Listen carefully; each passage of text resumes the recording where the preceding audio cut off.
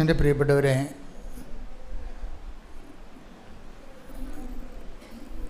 ഉടമ്പടി ഒരു heavy duty project പ്ലെയറാണ്. ആവശ്യമില്ലാതെ നമ്മൾ ഉടമ്പടി എടുക്കണമെന്ന് ഞാൻ പറയത്തില്ല. കാര്യം ഉടമ്പടിയെ സംബന്ധിച്ചിടത്തോളം നമ്മൾ ഉടമ്പടിയിലേക്ക് വരുന്നതിന് മുമ്പ് മറ്റെല്ലാ ദൈവ മനുഷ്യ ഇടപാടുകളും ഒക്കെ ഒരു മങ്ങുന്ന സമയത്ത് ആണ് നമ്മൾ ഉടമ്പടിയിലേക്ക് വരുന്നത്. അത് ഓൾറെഡി സഡൻ ആരും ഉടമ്പടിയിലേക്ക് വരേണ്ട കാര്യമില്ല. കാര്യം ഇത് ഹെവി ഡ്യൂട്ടി ആയിട്ടുള്ള ഒരു പ്രോജക്റ്റ് പ്രെയറാണ്. വെറും പ്രെയറല്ല, പദ്ധതി പ്രാർത്ഥന എന്ന് പറയും. ഒരു പ്രത്യേക സുവിശേഷ വിഹിതമായ പദ്ധതി പ്രകാരമുള്ള ഒരു പ്രാർത്ഥനാ രൂപമാണ്. അത് ഉദ്ദേശിക്കുന്നത് ഹെവി ഡ്യൂട്ടി ആയിട്ടുള്ള സബ്ജക്റ്റ് വൈസാണ്. എന്ന് വെച്ച് കഴിഞ്ഞാൽ നമുക്ക് നോട്ട് ബൈ മെറിറ്റിൽ നടക്കാത്ത, അതായത് മെറിറ്റിൽ നടക്കാത്ത കാര്യങ്ങൾ, ബൈബിൾ ഉപയോഗിക്കുന്ന പ്രധാനപ്പെട്ട ടെർമിനോളജി ഫോർമുലയാണ് not by merit but by grace. അതായത് നമ്മളുടെ ബുദ്ധി, ശക്തി, അനുഭവ പാരമ്പര്യം, നമ്മുടെ യുക്തി, നമ്മുടെ സ്വാധീനം, നമ്മുടെ കപ്പാസിറ്റി. അപ്പോൾ നമ്മളെല്ലാ മനുഷ്യരും എന്താണ് ചെയ്യണത്? എല്ലാവരുടെയും അധ്വാനത്തിൻ്റെ പരിശ്രമങ്ങളുടെ നോക്കിക്കഴിഞ്ഞാൽ എല്ലാ പരിശ്രമങ്ങളുടെയും പിന്നിലുള്ള എന്താണ്? മെറിറ്റുകൾ വർദ്ധിക്കുക എന്നാണ് ഉദ്ദേശിക്കുന്നത്, അല്ലേ? നമ്മളെന്തിനാണ് പഠിക്കണത്? നമ്മുടെ മെറിറ്റ്, നമ്മുടെ യോഗ്യത കൂട്ടാനാണ്. ഇപ്പോൾ ഒരു എൻജിനീയറിങ് കഴിഞ്ഞിട്ട് പിന്നീട് ചില ആൾക്കാർ ചില സബ്ജക്റ്റ് വൈസ് ഒരു ക്രാഷ് കോഴ്സിന് പോകും. എന്താ കാര്യം? അവരുടെ അപ്ഡേറ്റ് ആക്കാൻ വേണ്ടി പോവുകയാണ്, അപ്ഡേഷൻസ്. ഇപ്പോൾ പുതിയ പുതിയ കോഴ്സ് പഠിച്ച് പുതിയ അപ്ഡേഷനിലേക്ക് പോകുന്നവരും ബേസിക്കായിട്ട് ചെയ്യണത് എന്താണ്? അവരുടെ മെറിറ്റ് വർദ്ധിപ്പിക്കുക, കപ്പാസിറ്റി കൂട്ടുകയാണ്. അപ്പോൾ ഇത് സ്വാഭാവികമായി നടക്കുന്ന കാര്യങ്ങളാണ്. അതിന് ദൈവത്തിൻ്റെ ഒരു ബ്ലെസ്സിങ്സ് മാത്രം മതി. ചിലർ ബ്ലെസ്സിങ്സിൽ ആശ്രയിക്കും, ചിലർ അവരുടെ കഴിവിൽ തന്നെ ദൈവത്തെ മാറ്റി നിർത്തിയിട്ട് അവരുടെ കഴിവിൽ തന്നെ ആശ്രയിക്കും. അതിന് തെറ്റൊന്നുമില്ല, അവരുടെ കഴിവിൽ ആശ്രയിക്കുന്ന ആൾക്കാരുണ്ട്. നിരീശ്വരരായിട്ട് ദൈവത്തെ വിശ്വസിക്കാത്ത ആൾക്കാരില്ലേ? അപ്പോൾ അവരുടെ കഴിവിലാണ് ആശ്രയിക്കുന്നത്. പക്ഷെ അവർക്ക് അറിയത്തില്ല ഈ കഴിവ് ആദ്യമേ നമുക്ക് നമ്മളുടെ മെറിറ്റെന്ന് പറയണതിൻ്റെ ബേസ്മെൻ്റ് എന്ന് പറയണത് ദൈവം അത് ജനറ്റിക്കൽ ബ്ലെസ്സിങ്സ് എന്ന് പറയും. അതാണ് നമ്മുടെ മെറിറ്റ് എന്ന് പറയണത്. ജനറ്റിക്കൽ ബ്ലെസ്സിങ്സ് എന്ന് പറഞ്ഞാൽ എന്താ? ജനിതകമായി ഉള്ള നമ്മുടെ യോഗ്യതകൾ. ചില ആൾക്കാർക്ക് നല്ല ബുദ്ധി ഉണ്ടാവും, അല്ലേ? നല്ല ബുദ്ധി ഉണ്ടാവും. ചിലരുടെ മാതാപിതാക്കന്മാർ നല്ല ഹൈലി എഡ്യൂക്കേറ്റഡ് ആയത് കാരണം അവർ കുഞ്ഞുങ്ങളെയും അതേ രീതിയിൽ പഠിപ്പിക്കുകയൊക്കെ ചെയ്യുന്ന കാരണം അവർക്കൊരു ബേസിക് ആയിട്ടുള്ള കപ്പാസിറ്റി ഉണ്ട്. ഈ ലോകത്തിലെ ആൾക്കാർ ബേസിക് മെറിറ്റുകൾ ഉണ്ടാകുന്നത് മുഴുവനും ജനറ്റിക്കൽ ബ്ലെസ്സിങ്സിൻ്റെ ഭാഗമാണ്. അതെപ്പോഴും നമ്മൾ മനസ്സിലാക്കണം. ബുദ്ധിയുള്ളവരത് മനസ്സിലാക്കണം. ദൈവം മനുഷ്യനെ സൃഷ്ടിച്ചപ്പോൾ തന്നെ എന്താ പറഞ്ഞത്? സന്താന പുഷ്ടിയുള്ളവരായി പെരുകി ഭൂമിയെ കീഴടക്കാൻ പറഞ്ഞിട്ടാണ് ബ്ലെസ്സിങ് ചെയ്യണത്. അപ്പോൾ ഭൂമി എന്ന് പറയുമ്പോൾ ഇത് നമ്മുടെ മുമ്പിലുള്ള സൃഷ്ടപ്രപഞ്ചത്തെ നമുക്ക് എന്തിനുള്ളതാണ്? ഇപ്പോൾ നമ്മൾ ബഹിരാകാശത്ത് പോയാലും റെക്കോർഡിട്ടാലും ഇത് ജനറ്റിക്കൽ ബ്ലെസ്സിങ്ങിലുള്ളതാണത്. നിങ്ങൾ നാളെ ചൊവ്വയിൽ പോയാലും ശാസ്ത്രമാണെന്നൊരു കാര്യമില്ല. ആ ശാസ്ത്രത്തിൻ്റെ ബ്ലെസ്സിങ്സ് ആദ്യമേ കൊടുത്തിട്ടുണ്ട്. എന്താണ്? സന്താന പുഷ്ടി. Take the word of God. സ്തുതിയുടെ ഹല്ലേലൂയ, യേശുവേ നന്ദി, യേശുവേ ആരാധന, ആരാധന, ആരാധന. യേശുവേ നന്ദി, മഹത്വം, മഹത്വം, മഹത്വം, മഹത്വം, മഹത്വം. ഹല്ലേലൂയ, ഹല്ലേലൂയ, ഹല്ലേലൂയ, ഹല്ലേലൂയ, ഹല്ലേലൂയ. യേശുവേ നന്ദി, ഹല്ലേലൂയ. ഉൽപ്പത്തി 1:28. ദൈവം അവരെ ഇങ്ങനെ അനുഗ്രഹിച്ചു, സന്താന പുഷ്ടിയുള്ളവരായി പെരുകുവിൻ, ഭൂമിയിൽ നിറഞ്ഞ് അതിനെ കീഴടക്കുവിൻ. അതാണ് സംഭവം. ഉൽപ്പത്തി 1:28. അതാണ് ജനറ്റിക്കൽ ബ്ലെസ്സിങ് എന്ന് പറയുന്നത്. അപ്പം അതിന് ഒരു വിശ്വാസിയാകണം നിർബന്ധമില്ല. നിരീശ്വരനായാലും ദൈവത്തെ വിശ്വസിച്ചില്ലെങ്കിൽ നിർമ്മതക്കാരനായാലും it is there. Genetical blessings ഉണ്ട്. ചില ആൾക്കാർ അതിൽ പക്ഷേ ജനറ്റിക് ബ്ലെസ്സിങ്സിന് ഉണ്ടാകുന്ന ചില പരിമിതികളുണ്ട്. ഈ പരിമിതികളെയാണ് ബൈബിൾ പിന്നീട് അഡ്രസ്സ് ചെയ്യണത്. ജനറ്റിക് ബ്ലെസ്സിങ്സിന് ജനിതകമായിട്ടുള്ള ഈ അനുഗ്രഹത്തിനും അത് നമ്മുടെ ബുദ്ധിയിലും ശക്തിയിലുമൊക്കെ ആശ്രയിച്ചതാണെങ്കിലും ബുദ്ധിക്കും ശക്തിക്കും അപ്പുറത്ത് ചില സമയത്ത് നമുക്ക് ജീവിതത്തിൽ കുറേ ചലഞ്ചസ് വരും. ഇതിനാണ് ഞാൻ ഹെവി ഡ്യൂട്ടി എന്ന് ആദ്യം പറഞ്ഞത്. ഹെവി ഡ്യൂട്ടി എന്ന് വെച്ച് കഴിഞ്ഞാൽ സാധാരണ ഓർഡിനറി അല്ലാത്തതിനേക്കാൾ ഭാരപ്പെട്ട കാര്യങ്ങൾ. ഈ ഭാരപ്പെട്ട കാര്യങ്ങളിലാണ് not by merit but by grace എന്ന് പറഞ്ഞ് ബൈബിൾ വേറെ ഫോർമുല വെക്കണത്. ഉടമ്പടി ടാർഗറ്റ് ചെയ്യണതും അത് വർക്ക് ചെയ്യണതും ഈ ഫോർമുലയിലാണ്. എന്താണ് നോട്ട് ബൈ മെറിറ്റ്? അത് വേണം ഒന്നുകൂടി ആ വചനം എടുക്കാം. എഫെസ്യസ് 2:8 സ്തുതിക്കട്ടെ. ഹല്ലേലൂയ ഹല്ലേലൂയ ഹല്ലേലൂയ ഹല്ലേലൂയ യേശുവേ നന്ദി, യേശുവേ ആരാധന ആരാധന. ഹല്ലേലൂയ ഹല്ലേലൂയ ഹല്ലേലൂയ ഹല്ലേലൂയ യേശുവേ മഹത്വം മഹത്വം മഹത്വം മഹത്വം.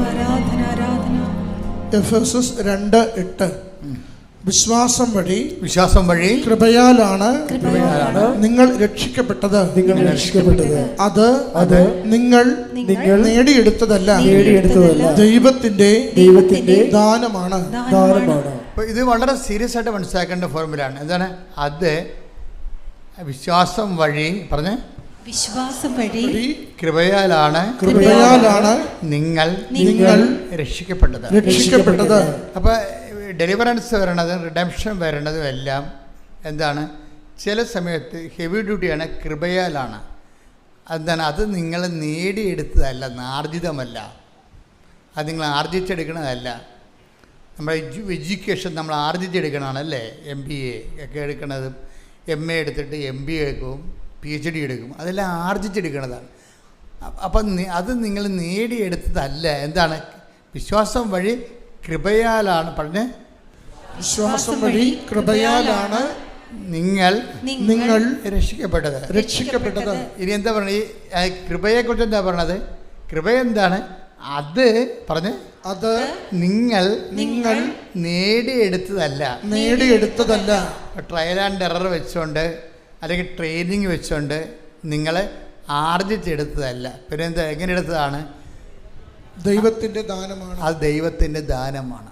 ഇപ്പം കൃപ എന്ന് പറയുന്ന വിഷയമാണ് ഇന്ധനമായിട്ട് ഇവിടെ ഉപയോഗിക്കുന്നത്. ഉടമ്പടിയിൽ ഉപയോഗിക്കുന്നത് ഇന്ധനം എന്ന് പറയുന്നത് കൃപയാണ്. അപ്പോൾ കൃപ എന്താണെന്ന് നിങ്ങൾ അറിയണം. ഇത് വ്യക്തമായിട്ട് നിങ്ങൾ കൃപ എന്ന് പറയുന്നത് ബ്ലെസ്സിങ്സിനാണ് പറയണത്. Blessings is not grace. Grace and blessings are different. Blessings എന്ന് പറഞ്ഞാൽ എന്താണ്?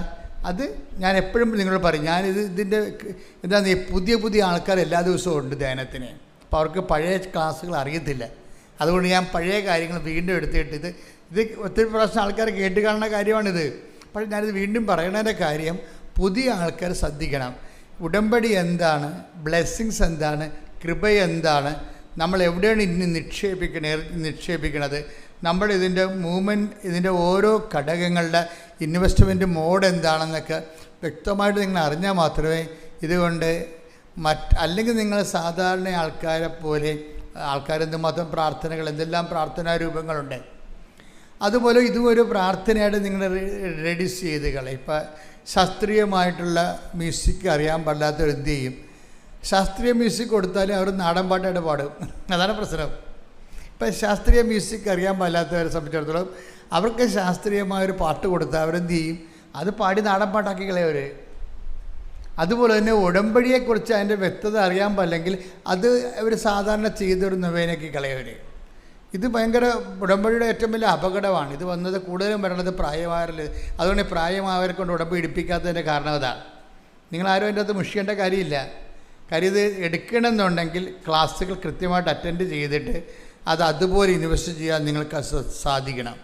പ്രാർത്ഥിക്കുക. കർത്താവായ ദൈവമേ, ഉടമ്പടി പ്രകാരം സുവിശേഷ പദ്ധതിയായി എൻ്റെ ആധ്യാത്മികതയെ പരിവർത്തനം ചെയ്യാൻ എന്നെ അനുഗ്രഹിക്കണമേ. ശ്രുതിക്കട്ടെ. ഹല്ലേലൂയ.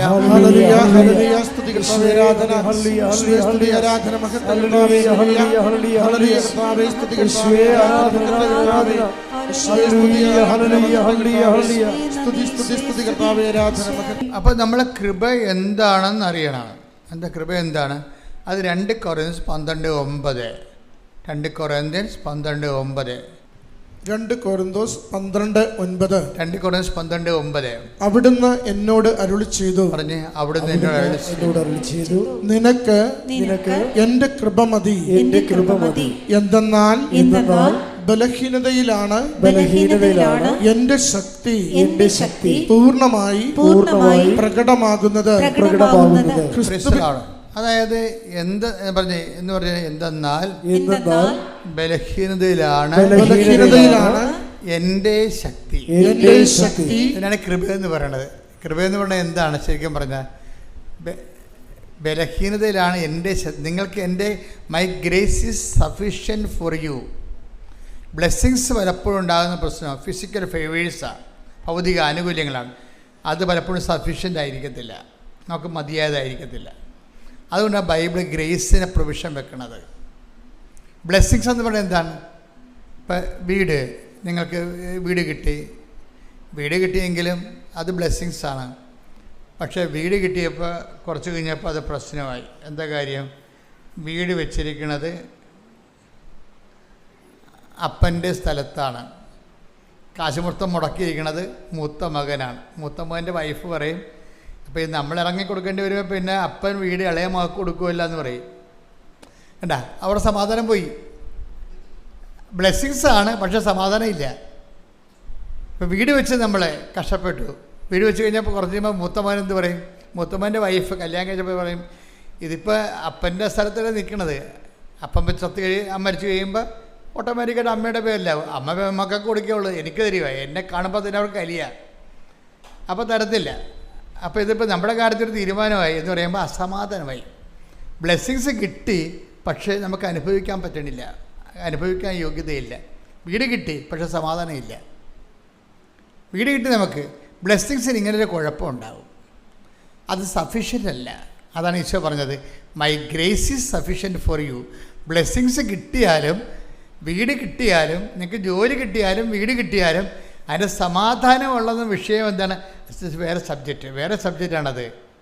സയൻസിൽ നമുക്ക് സമാധാനം തരാൻ പറ്റത്തില്ല, മനസ്സിലായി? അതാണ് വിഷയം. യുക്തിക്കോ ബുദ്ധിക്കോ വിദ്യാഭ്യാസത്തിനോ നമുക്ക് സമാധാനം തരാൻ പറ്റത്തില്ല. ആരാണ്? ഞാൻ നിങ്ങൾക്ക് തരുന്ന സമാധാനം ആരും നിങ്ങളിൽ നിന്ന്, സന്തോഷം ആരും നിങ്ങളിൽ നിന്ന് എടുത്ത് കളയത്തില്ല. കാര്യം സന്തോഷത്തിന് കുഴപ്പം ഈശോ പറയും, ഇത് സന്തോഷം 2 തരമുണ്ട്.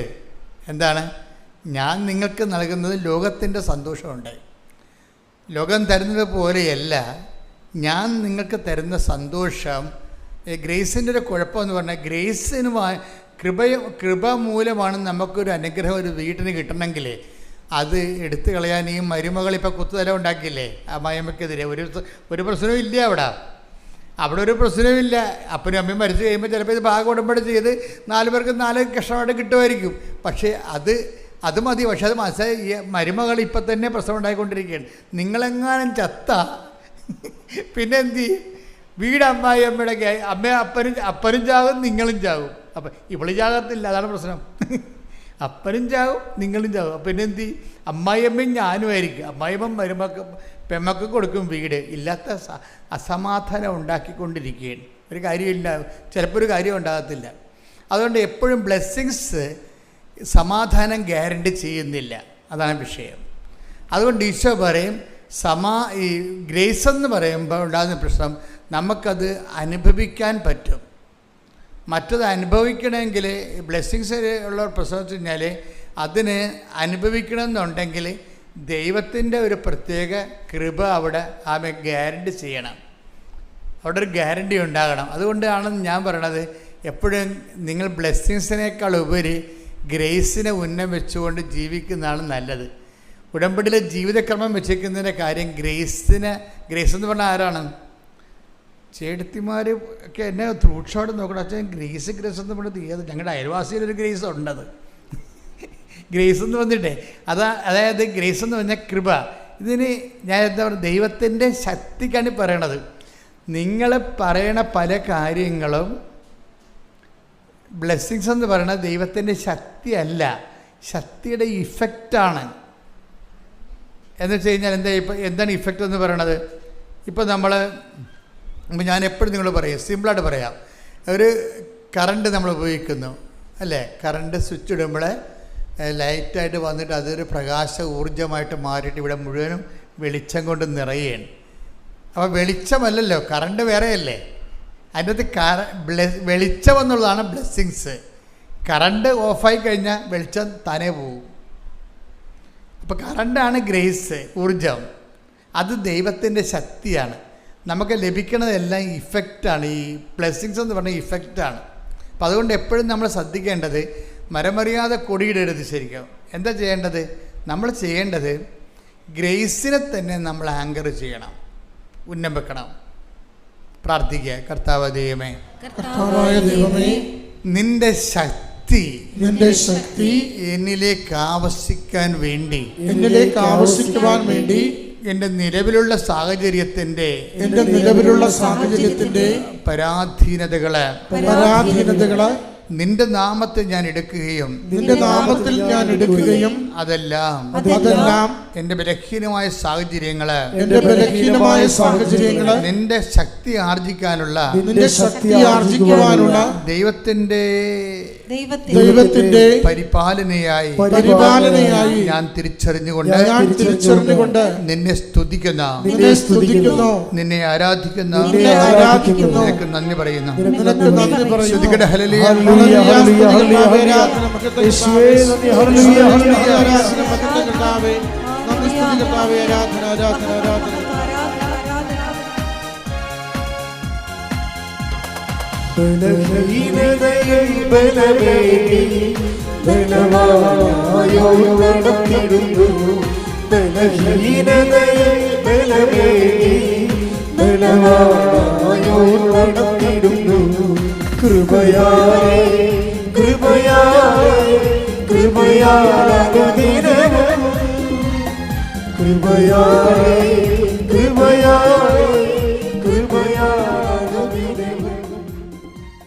ഇതുകൊണ്ടാണ് ഈ ബലഹീനത എന്ന് പറയണത്. ഇപ്പോൾ എല്ലാ കാര്യങ്ങൾക്കും ഒരു നടക്കാത്ത, ഇപ്പോൾ ജോലി കിട്ടാത്ത അവസ്ഥ, അതാണ് ബലഹീനത. കുഞ്ഞുങ്ങൾ ഉണ്ടാവാത്ത ജനറ്റിക് ട്രബിൾസ്, കുട്ടികളുണ്ടാകത്തില്ല എന്ന് പറയത്തില്ലേ, അത് അതിൻ്റെ ബലഹീനതയാണ്. അതുപോലെ തന്നെ കല്യാണം ഒത്തുവരാത്ത അവസ്ഥ, അതൊരു ബലഹീനത.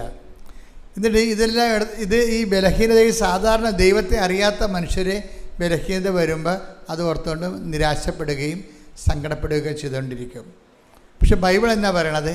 ബലഹീനതയെ എന്ത് ചെയ്യണമെന്ന് 12:10 2 Corinthians 12:9-10 വായിച്ചേ. അവിടുന്ന് എന്നോട് അരുളി ചെയ്തു, നിനക്ക് എന്റെ കൃപ മതി. എന്തെന്നാൽ ബലഹീനതയിലാണ് എന്റെ ശക്തി പൂർണ്ണമായി പ്രകടമാകുന്നത്. ക്രിസ്തുവിന്റെ ശക്തി എന്റെ മേൽ ആവസിക്കേണ്ടതിന് ഞാൻ പൂർവാധികം സന്തോഷത്തോടെ എന്റെ ബലഹീനതയെ കുറിച്ച് പ്രശംസിക്കും. അതുകൊണ്ട് അതായത് ക്രിസ്തുവിൻ്റെ ശക്തി, ഇപ്പം നമ്മുടെ ബലഹീനമായ സാഹചര്യങ്ങൾ, വിവാഹത്ത് വരുന്നില്ല, പറമ്പ് വിൽക്കണില്ല, ഇല്ലേ, പറമ്പ് വിൽക്കാൻ പറ്റണില്ല, ജപ്തി വരാൻ പോകുന്നു, ഇതെല്ലാം നമ്മൾ ബലഹീനമാക്കുന്നുണ്ട്, നമ്മൾ ഉറക്കം കെടുത്തുന്നുണ്ട് അല്ലേ. അപ്പോൾ ഇങ്ങനെയുള്ള സാഹചര്യങ്ങൾ എന്തിനാണ്? ഇതിനെങ്ങനെയാണ് നമ്മൾ അഭിമുഖീകരിക്കുന്നത്? അതാണ് ഇപ്പോൾ അച്ഛൻ വായിച്ചത്. എന്താ പറഞ്ഞത്? ക്രിസ്തുവിൻ്റെ ശക്തി. പറഞ്ഞേ, ക്രിസ്തുവിന്റെ ശക്തി എൻ്റെ ബലഹീനതയിലേക്ക് ആവശ്യിക്കാൻ വേണ്ടി ഞാൻ എൻ്റെ ബലഹീനതയെ ഓർത്തുകൊണ്ട് പ്രശംസിക്കാം, സ്തുതിക്കുമെന്നർത്ഥം. അപ്പോൾ അതൊക്കെ ബൈബിളിൻ്റെ കാഴ്ചപ്പാട് കണ്ടല്ലേ. അതായത് നമ്മളിലേക്ക് ക്രിസ്തുവിൻ്റെ ശക്തി. ഇപ്പം നിങ്ങൾക്കൊരു ബലഹീനതയുണ്ട്, നിങ്ങളുടെ പറമ്പ് വിൽക്കണില്ലെന്ന് വിചാരിച്ചോ, അതുകൊണ്ട് ജപ്തി ആയി പോകാൻ പോവുകയാണ്.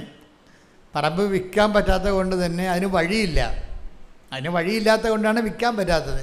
വിൽക്കാൻ പറ്റാത്തത് കൊണ്ടാണ് ഇപ്പോൾ നിങ്ങളുടെ കടങ്ങൾ അടക്കാൻ പറ്റാത്തത്. അതുകൊണ്ടാണ് അടുത്ത പറമ്പ് കൂടിയും വീട് സ്ഥലം കൂടി ജപ്തിയാകാൻ പോണത്. ഇപ്പം അങ്ങനെ വരുമ്പോഴേ ഇതെല്ലാം നമ്മളെ നമുക്ക് ഉറക്കം പോവും. ഈ ഭാവിയെക്കുറിച്ച് നമുക്കൊരു ഐഡിയ ഉണ്ടാകത്തില്ല. നമ്മൾ ആകപ്പാടെ പെട്ടുപോയില്ലെന്ന് ഓർക്കും. ഇപ്പം നമ്മൾ ചില ആൾക്കാർ സ്മോൾ അടിച്ച് നടക്കും, ചില ആൾക്കാർ വീട്ടിൽ കയറത്തില്ല. വീട്ടിൽ കയറിയ ഭാര്യ ചോദിക്കും, എന്താ പോയിട്ട് എന്തായി, നടന്നോ എന്നൊക്കെ ചോദിക്കുമ്പോൾ നടക്കാത്തത് കൊണ്ട് പുള്ളിക്ക് സങ്കടമായിരിക്കും. പുള്ളി വന്ന് കിടക്കും, നീ ഒന്നും മിണ്ടാതിരി, നിൻ്റെ നാവ് വായിലിടാൻ പറയും. എന്നുവെച്ചാൽ ഇവർ പെണ്ണുങ്ങളെ സ്വഭാവം നിങ്ങളുടെ സ്വഭാവം അറിയാമല്ല, ചുമ്മാ കണാ എപ്പോഴും പറഞ്ഞുകൊണ്ടിരിക്കും, ഒന്നും ചെയ്യത്തുമില്ല, ഇപ്പോൾ ചെയ്യണവനെ കൊണ്ട് ചെയ്യത്തുമില്ല. എപ്പോഴും ഇങ്ങനെ ചിലരുമല്ല, ചില ആൾക്കാർ ഭയങ്കര തലവേദനയായിരിക്കും. കാര്യം അതുകൊണ്ട് തന്നെ ഇവർ ചിലർ വീട്ടിൽ കയറത്തില്ല. അവർ നിങ്ങൾ എഴുന്നേക്ക് ഉടനുമ്പോൾ തന്നെ അവർ വീട്ടിൽ നിന്ന് പോകും. എന്താ കാര്യം? വീട്ടിൽ കയറേണ്ട കാര്യമില്ല, സമാധാനമാണ്. മനുഷ്യനെ വെറുതെ ഭ്രാന്ത് പിടിപ്പിക്കും. കാര്യം ഭ്രാന്ത് പിടിപ്പിക്കുമല്ല, കാര്യം നിങ്ങൾക്ക് തന്നെ ടെൻഷൻ അടിച്ച് ഭ്രാന്താവും. ആ ഭ്രാന്ത് ആരെങ്കിലും കൊടുക്കണം വേണ്ടി കൈ കെട്ടണവൻ്റെ അടുത്തും മക്കളുടെ അടുത്തും ഭർത്താവിൻ്റെ അടുത്തൊക്കെ പറഞ്ഞ് എല്ലാത്തിനും ഭ്രാന്ത് പിടിപ്പിക്കും. അപ്പോൾ ബൈബിൾ പറയണത് ഇങ്ങനെ ഭ്രാന്ത് പിടിപ്പിച്ച് കഴിഞ്ഞാൽ ഈ വെള്ളം കുടിക്കണവനൊക്കെ ദാഹിക്കും. അതാ പറഞ്ഞത്. അതായത് ഇങ്ങനെ അങ്ങോട്ടും ഇങ്ങോട്ടും പഴുതുകാരി ഭ്രാന്ത് പിടിപ്പിച്ച് ഭർത്താവിനെ വീട്ടിൽ നിന്ന് ഇറക്കി വിട്ടിട്ട് നാട്ടിൽ നിൽക്കാൻ പറ്റാത്ത രീതിയിലൊക്കെ ഉണ്ടാക്കിയിട്ട് അങ്ങനെ ഓടിയാൽ ഇവിടം വരെ ഓടാനാണ്. നാട്ടുഭാഷ പറഞ്ഞാൽ ഓന്തോടിയാൽ വെയിലി വരെ ഓടും. അതുതന്നെ ഈശോ വേറൊരു ഭാഷ പറഞ്ഞതേ ഉള്ളൂ, ഓന്തോടിയാൽ വെയിലി വരെ ഓടും, ചെമ്മീൻ ചാടിയ ചട്ടി വരെ. നിങ്ങൾക്ക് ബഹളം ഉണ്ടാക്കി കഴിഞ്ഞാൽ നിങ്ങൾക്ക് വേണമെങ്കിൽ വല്ല മഠത്തിലും പോയി നിൽക്കാം. 2 ആഴ്ച കഴിഞ്ഞപ്പോൾ പിന്നെ ഇപ്പോൾ ഈ മണ്ണഞ്ചേരിയിലെ പോലീസുകാർ നല്ല രസമാണ്, ഇടക്കിടക്ക് വിളിക്കും, ഏലിയാമ്മ ഉണ്ട് അവിടെ. ഏത് ഏലിയാമ്മ? അപ്പോൾ ഇവിടെ നിന്ന് പറയും ഏലിയാമ്മയൊക്കെ നോക്കി നടക്കും. ഇന്നലെ അലക്സത്തെ കൊണ്ട് നോക്കണപ്പോൾ ഉണ്ടായിരുന്നു, നോക്കിയപ്പോൾ ഉണ്ട് ഏലിയാമ്മ അകത്ത് കുത്തിയിരിക്കും. 2-3 ദിവസമായി അകത്തിരിക്കണത്. അവിടെ നിന്ന് പോയി കഴിഞ്ഞാൽ ഇവിടെ വന്ന് ഇരിക്കാം, കുറച്ച് കഴിയുമ്പോൾ പോലീസ് പിടിച്ചിട്ട് പോകും. ഇങ്ങനെയൊന്നും വിഷയങ്ങൾ പരിഹരിക്കാൻ പറ്റത്തില്ല. അതൊക്കെ സ്വാഭാവികമായിട്ട് മഠത്തിൽ പോയി നിൽക്കുക, അല്ലെങ്കിൽ കെട്ടിച്ച വീട്ടിലേക്ക് നമുക്ക് എത്ര കാലം പോയി നിൽക്കാൻ പറ്റും? നമുക്ക് ആദ്യത്തെ 10 കൊല്ലം പോയി നിൽക്കാൻ പറ്റത്തുള്ളൂ. നിങ്ങൾ ഇടക്കിടക്ക് ഇങ്ങനെ പെട്ടിയും പ്രമാണം എടുത്ത് പായും കിടക്കെടുത്ത് അങ്ങോട്ട് ചെന്നാലേ അവിടെ ആൾക്കാർ ആരാണ് ഈ പോയി നിൽക്കണ വീട്ടിൽ? അവിടെ ആൾക്കാരില്ലാത്ത ആൾക്കാരാണ് നിൽക്കണത്. അപ്പനും അമ്മയും മാത്രമേ ഉണ്ടാകത്തുള്ളൂ മിക്കവാറും. ആങ്ങള ജോലിക്ക് പോയിരിക്കും, നാത്തും ജോലിക്ക് പോയിരിക്കും. പിന്നെ അവിടെ പോയി നിൽക്കുക, അങ്ങനെയുള്ളവരാണ് വീട്ടിൽ പ്രശ്നം ഉണ്ടാക്കിയിട്ട് അവിടെ പോയി നിൽക്കണത്. ഇതൊന്നും ഈശോ എന്താ പറയണത്? ഈ വെള്ളം കുടിക്കണവന് ഇനിയും ദാഹിക്കും, ചെമ്മീൻ ചാടിയ ചട്ടി വരെ. അതാണ് നമ്മുടെ നാട്ടുഭാഷ പറഞ്ഞാൽ, മനുഷ്യവചനം പറഞ്ഞാൽ ചെമ്മീൻ ചാടിയ ചട്ടി വരെ. ഈശോ ദൈവഭാഷ പറഞ്ഞതാണ്. എന്താ പറഞ്ഞത്? ഈ വെള്ളം കുടിച്ചാൽ ഈ ഓടിപ്പോവുക, ചാടിപ്പോവുക, പോയി പാത്തിരിക്കുക, വീട്ടിൽ പോയി നിൽക്കുക, ഇതൊക്കെ കുറച്ച് നാളത്തേക്ക് ചെയ്യാൻ പറ്റത്തുള്ളൂ. ശാശ്വത പരിഹാരമല്ല. ഞാൻ നിങ്ങൾക്ക് തരുന്ന വെള്ളം കുടിക്കുന്നവന് പറഞ്ഞ ഞാൻ നിങ്ങൾക്ക് നൽകുന്ന വെള്ളം കുടിക്കുന്നവൻ ഒരിക്കലും ദാഹിക്കത്തില്ല, ഒരിക്കലും ദാഹിക്കുകയില്ല. കൈയടിച്ച് സ്തുതിക്കട്ടെ. ഹല്ലേലൂയ, ഹല്ലേലൂയ, ഹല്ലേലൂയ, ഹല്ലേലൂയ, ഹല്ലേലൂയ, ഹല്ലേലൂയ, ഹല്ലേലൂയ. യേശുവേ നന്ദി. ഹല്ലേലൂയ, ഹല്ലേലൂയ, ഹല്ലേലൂയ, ഹല്ലേലൂയ, ഹല്ലേലൂയ, ഹല്ലേലൂയ. ജീവജലത്തിനരുവിയായി നിറയുന്നു കവിഞ്ഞൊഴുകുന്നു, ജീവജലത്തിനരുവിയായി നിറയുന്നു കവിഞ്ഞൊഴുകുന്നു. സ്നേഹജ്വാലയായി എന്നിൽ പടരണമേ, സ്നേഹജ്വാലയായി എന്നിൽ പടരണമേ.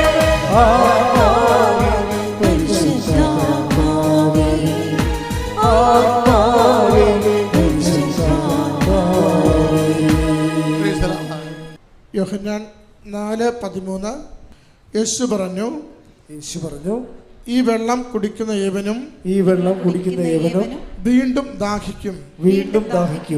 പ്രിസലാണ്. അപ്പം നാളെയും പോയി വീട്ടിൽ നിൽക്കേണ്ടി വരുമെന്ന് പറഞ്ഞു. ഇപ്പം വീട്ടിൽ പോയി നിൽക്കുന്നത് കൊണ്ടാണ് ഈ പ്രശ്നം പരിഹരിക്കാൻ പോകുന്നത്. ആ വെള്ളമൊക്കെ കുടിക്കണമെന്നുണ്ടെങ്കിൽ 2 കൊല്ലം കഴിയുമ്പോൾ പിന്നെയും പോയി വീട്ടിൽ നിൽക്കേണ്ടി വരും. ചില ആൾക്കാർ ഇറങ്ങിപ്പോകത്തില്ലേ?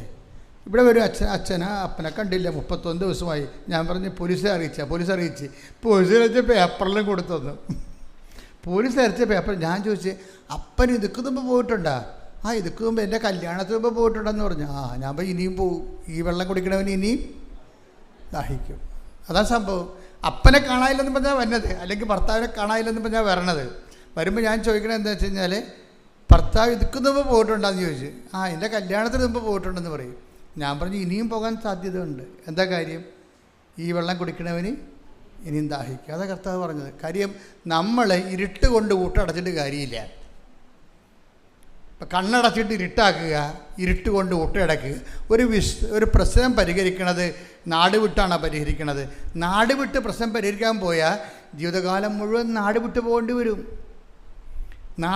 വീട് വിട്ടാണ് പ്രശ്നം പരിഹരിക്കാൻ പോകണമെങ്കിൽ ജീവിതകാലം മുഴുവൻ നിങ്ങൾ വീട് വിട്ട് പോകേണ്ടി വരും. അതുകൊണ്ട് ഈശോ എന്താ പറയണത്?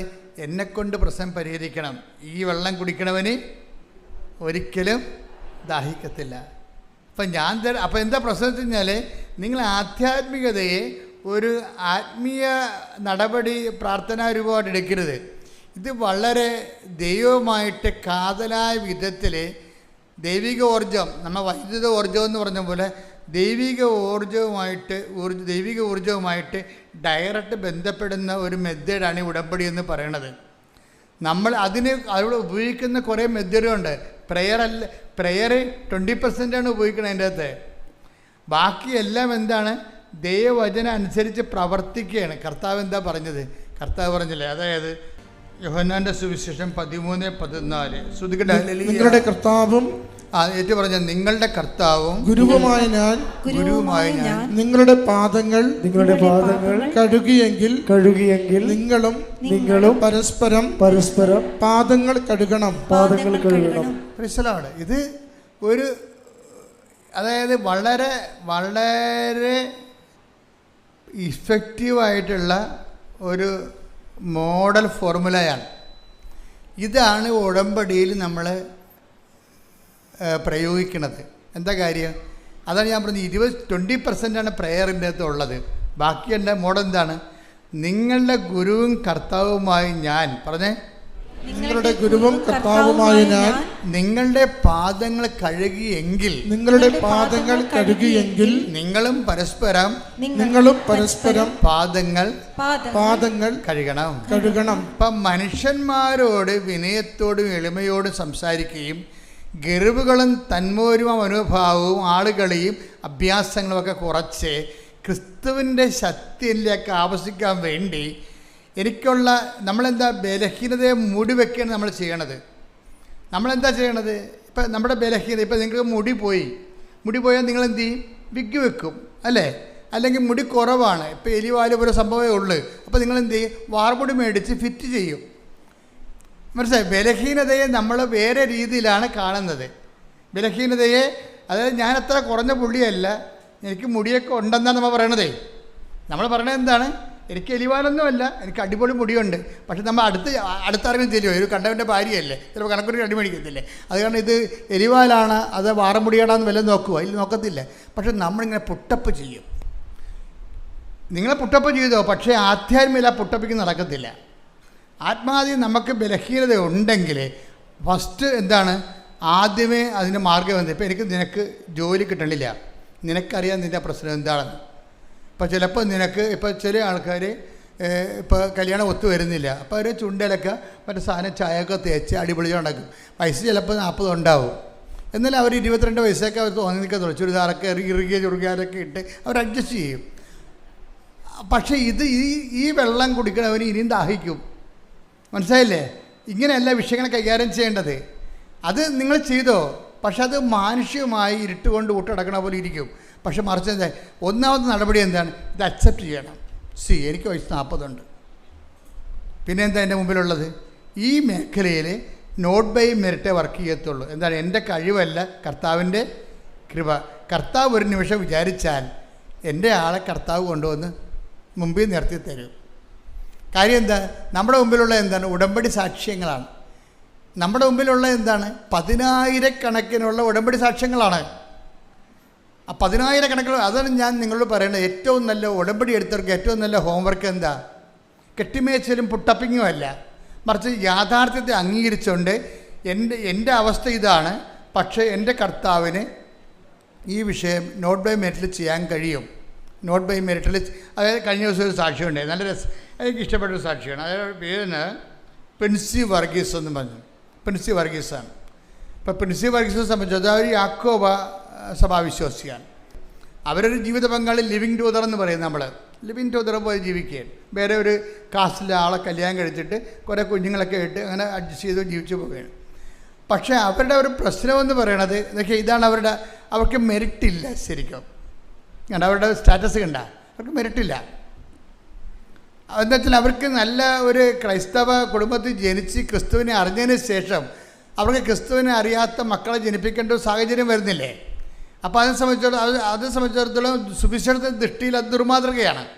അവരെന്ത് അഭ്യാസം പറഞ്ഞാലും എന്തെല്ലാം തരത്തിലുള്ള ലോകത്തിൻ്റെ ഇപ്പോഴത്തെ നിലവാരമൊക്കെ പറഞ്ഞാലും കർത്താവ് പറയും ആകാശവും ഭൂമിയും കടന്നു പോകും, ഞാൻ പറഞ്ഞ വാക്കുകൾക്ക് മാറ്റമില്ല. അപ്പോൾ അങ്ങനെ പുതിയ പുതിയ സംഭവങ്ങളൊക്കെ വന്നിട്ട് കാലങ്ങളിങ്ങനെ മാറി ഇപ്പം ആരും എന്ത് നോക്കാനാണെന്നൊരു കാര്യമില്ല. ഇത് ആകാശവും ഭൂമിയും ഈശോ എന്താ പറഞ്ഞത്? ഇങ്ങനെ ആകാശം കടന്നു പോകും, പുതിയ കാലം ഉണ്ടാവും. പക്ഷേ പുതിയ കാലത്തിന് കർത്താവിൻ്റെ വിശുദ്ധി ജീവിതമായിട്ട് ഒന്നും ചെയ്യാനില്ല. പുതിയ കാലമൊക്കെ വരുന്നു പോകും. എന്താണ് ആകാശവും ഭൂമി? 24:35 ആകാശവും ഭൂമിയും കടന്നു പോകും. പറഞ്ഞേ, ആകാശവും ഭൂമിയും കടന്നു പോകും. എന്നാൽ എന്റെ വചനങ്ങൾ കടന്നു പോവുകയില്ല. അപ്പോൾ പ്രശ്നം എന്താ വെച്ചാൽ എൻ്റെ കർത്താവിൻ്റെ വചനങ്ങൾ നമ്മൾക്ക് എന്ത് ഇങ്ങനെ കാലം മാറി ഇപ്പോൾ എന്ത് മതം ആരും നോക്കാനാണ്, വിശ്വാസം ആരും നോക്കാനാണ് എന്ന് പറയും. നിങ്ങളെ പറയും ഞങ്ങൾ മതം മാറിയിട്ടൊക്കെ കുഴപ്പമൊന്നുമില്ലല്ലോ, ഞങ്ങളെ വിശ്വാസം മാറിയിട്ടൊക്കെ കുഴപ്പമൊന്നുമില്ലല്ലോ, ഞങ്ങളുടെ മകന് ജോലി കിട്ടിയല്ലോ, മകൾ കാനഡയിൽ പോയല്ലോ. മകൾ കാനഡയിലും പോകും, ചിലപ്പോൾ ബഹിരാകാശത്തും പോകും. ബഹിരാകാശത്ത് പോകാനും കാനഡയിൽ പോകാനല്ല അവൻ ക്രൂശിക്കപ്പെട്ടത്. അവൻ പറഞ്ഞത് എന്താണ്? പിതാക്കന്മാരെ മരുഭവിച്ച് മന്ന ഭക്ഷിച്ചു, അതുപോലെയല്ല ഈ അപ്പം. ഈ അപ്പം ഭക്ഷിക്കുന്നവർ നിത്യം ജീവിക്കും. ലോകത്തിൻ്റെ ജീവന് വേണ്ടി ഞാൻ നൽകുന്ന അപ്പം എൻ്റെ ശരീരം തന്നെയാണ്. എൻ്റെ ശരീരം ഭക്ഷിക്കുന്ന എന്നിലും ഞാൻ അവനിലും വസിക്കുന്നു. സജീവനായ പിതാവാണ് അയച്ചത്, പിതാവ് മൂലം ഞാൻ ജീവിക്കുന്നു.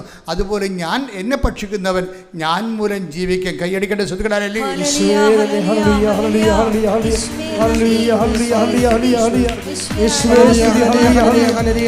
നിത്യജീവന്റെ അപ്പം നിരന്തരം ഒന്ന് സഹായിക്കണമേ.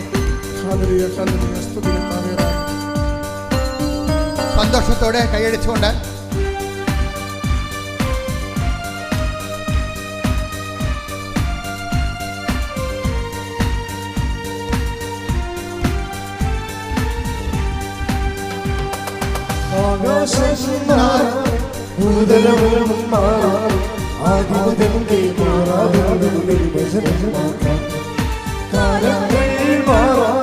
രൂപങ്ങൾ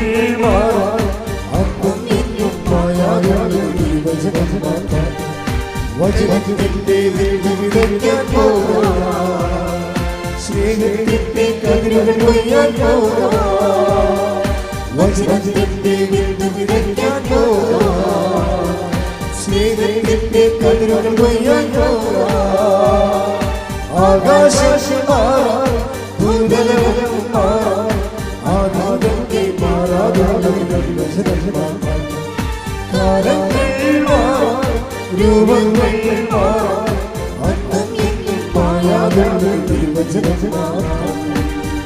പരിശുദ്ധ പരമദിവ്യകാരുണ്യത്തിന് ഇവിടുത്തെ മെയിൻ പ്രശ്നം എന്താണ്? എൻ്റെ മക്കളെ, നിങ്ങൾക്ക് ക്രിസ്തുവിനെ വേണമെങ്കിൽ, ക്രിസ്തുവിൻ്റെ ഒരു വില അറിയണമെന്നുണ്ടെങ്കിൽ ആദ്യം നിങ്ങൾ നിത്യതയെക്കുറിച്ച് വേണം ചിന്തിക്കാൻ. നിത്യത നമ്മളെന്തിനാണ് ഇത്രയും കഷ്ടപ്പെട്ട് ഇങ്ങനെ ഒതുങ്ങിയൊരു ജീവിതം ജീവിച്ച് കൂട്ടണത്? എന്തിനാണ്? അതായത് നിത്യതയെ ഞാൻ നിങ്ങളോടത് പറയുമ്പോൾ നിങ്ങളത് വിശ്വസിക്കണം. കാരണം നിങ്ങളിവിടെ വന്നിരിക്കുന്നത് ദൈവത്തെ ഞാൻ നേരിട്ട് കണ്ടതുകൊണ്ടാണ്. Praise the Lord. 2004 ഡിസംബർ 7 മാതാവ് സമയഘടികാരം നെഞ്ചിൽ ചാർത്തിക്കൊണ്ട് ഇവിടെ പ്രത്യക്ഷപ്പെട്ടത്. ഞാനത് ഏറ്റു പറഞ്ഞുകൊണ്ട് അമ്മയുടെ രൂപ ഇവിടെ പ്രതീക്ഷിച്ചപ്പോഴാണ് നമുക്ക് പ്രത്യക്ഷീകരണ പ്രാർത്ഥന നൽകിയത്. പ്രത്യക്ഷീകരണ പ്രാർത്ഥന ആൾക്കാർ 6 മാസം ചെല്ലിയപ്പോഴാണ് നമുക്ക് ഉടമ്പടി തന്നത്. ലോകത്തൊരു ധ്യാനകേന്ദ്രം കൊടുക്കാതെ എന്തുകൊണ്ട് ഉടമ്പടിയുടെ രഹസ്യം നമുക്ക് നൽകുകയും അതിലൂടെ 10,000 ദൈവം ഇവിടെ കോരിച്ചൊരി. കഴിഞ്ഞ ദിവസങ്ങളെല്ലാം ഇവിടെ കോരിച്ചൊരിയുന്ന മഴയായിരുന്നു. പക്ഷേ ഇത്രയും ആൾ അപ്പോഴും ഉണ്ടായിരുന്നു. എന്തുകൊണ്ടാണ് ഈ മഴയത്തും ആൾക്കാർ വിട്ടുമാറാതെ ഇങ്ങനെ കൃപാസനം നിൽക്കുന്നതിൻ്റെ കാര്യം എന്താണ്? കൃപാസനം മനുഷ്യനെ ദൈവത്തിൻ്റെ വചനത്തിൻ്റെ വെളിച്ചത്തിൽ ക്രിസ്തുവിൻ്റെ നാമത്തിൽ മനുഷ്യൻ്റെ വർത്തമാനകാലവും ഇനി വരാൻ പോകുന്ന കാലത്തെക്കുറിച്ചും അഭിസംബോധന ചെയ്യാൻ ദൈവത്തിൻ്റെ സംവിധാനം ശ്രദ്ധിക്കട്ടെ. ഹല്ലേലൂയ.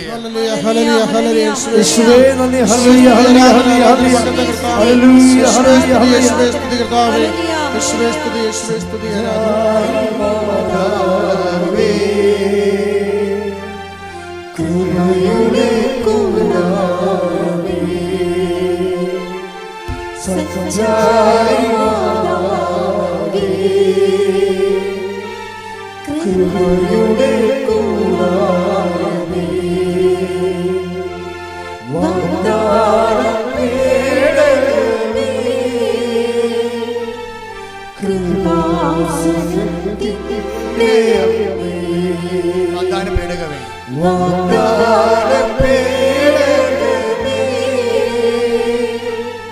കൃപാസനത്തിൻ്റെ എൻ്റെ അമ്മേ.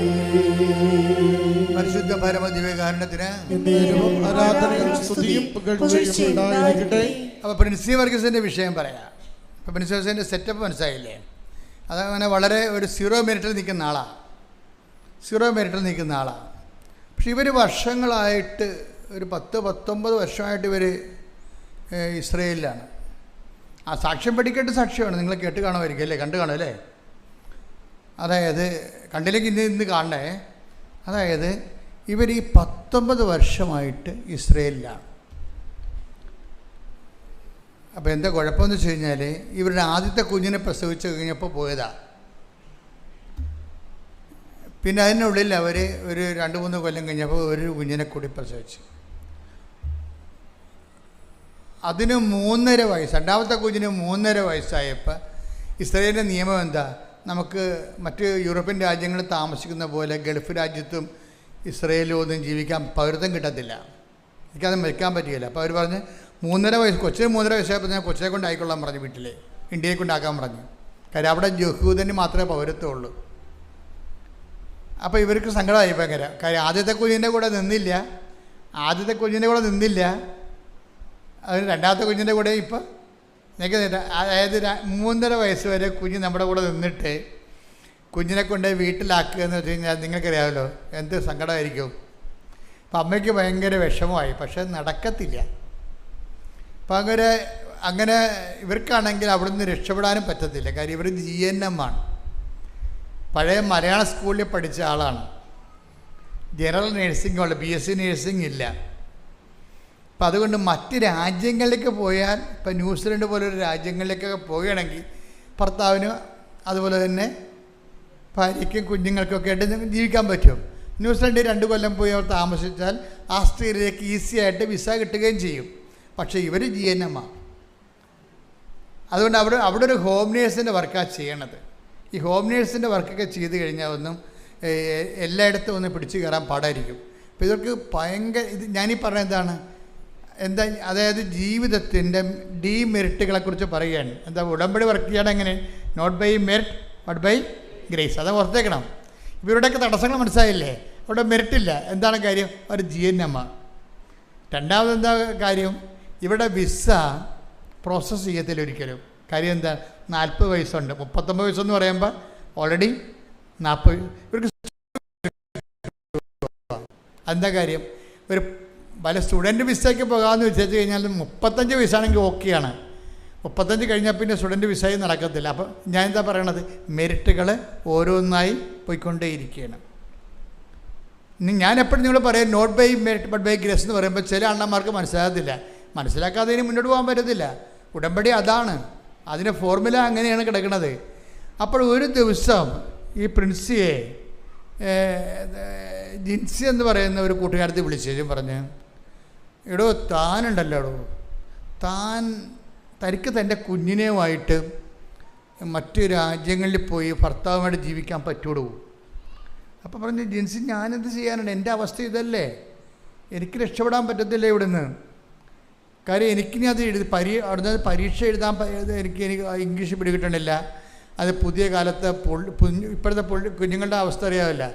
ഇപ്പോഴത്തെ ഒരു +2കാർക്ക് തന്നെ ഇംഗ്ലീഷിൽ വെൽ സ്റ്റാൻഡേർഡാണ്. അവർ ഇംഗ്ലീഷ് മീഡിയമാണ് ഫോളോ ചെയ്തെങ്കിൽ വെൽ സ്റ്റാൻഡേർഡാണ് അവർക്ക് കമ്പ്യൂട്ടറും കാര്യങ്ങളെല്ലാം വളരെ ഫടാഫഡാണ്. അപ്പം അങ്ങനെ വരുമ്പോൾ അങ്ങനെയുള്ളൊരു കോമ്പറ്റ് ചെയ്യാൻ പറ്റണില്ല. അപ്പോൾ അതുകൊണ്ട് അവിടെയും മെറിറ്റില്ല. അവിടെയും ഇവർക്ക് പെൺസിക്ക് മെറിറ്റില്ല. അപ്പം അതെന്തായാലും ഈ കൂട്ടുകാരത്തി ഇങ്ങനെ പറഞ്ഞിട്ട് ജിൻസി എന്ത് ചെയ്യുന്നറിയാമോ? ജിൻസി കൂട്ടുകാരത്തിയാണ്, ഇവളുടെ പേരെന്നാ പ്രിൻസി. പിന്നെ പെട്ടെന്നൊരു ദിവസം ഈ പ്രിൻസി എടുത്ത് വന്നേച്ച് ഈ ജിൻസി ഉടമ്പടി തൈലം കൊണ്ട് നെറ്റിക്കൊരു കുരിശ് വരക്കും. താൻ രക്ഷപ്പെടുള്ളൂ. തന്നെയും ഈ കൊല്ലം തന്നെയും കുഞ്ഞുങ്ങളെയും ഭർത്താവിനെയും കൊണ്ട് കൃപാസനം മാതാവ് വേറെ രാജ്യത്ത് പോകും. നിങ്ങൾ 19 പോകുമെന്ന് പറഞ്ഞ് പ്രവചിക്കുകയാണ്. ആ പ്രവചിക്കണ എന്താണ്? ഈ ഉടമ്പടിയുടെ തൈലമെടുത്ത് ഇവരുടെ നെറ്റിക്ക് ഇങ്ങനെ പൂശിയിട്ടാണ് ഇവർ പ്രവചിക്കുക. അപ്പോൾ ദൈവം ഒരാളെ നിങ്ങളെപ്പോഴും ഓർക്കേണ്ട കാര്യം ഇതാണ്.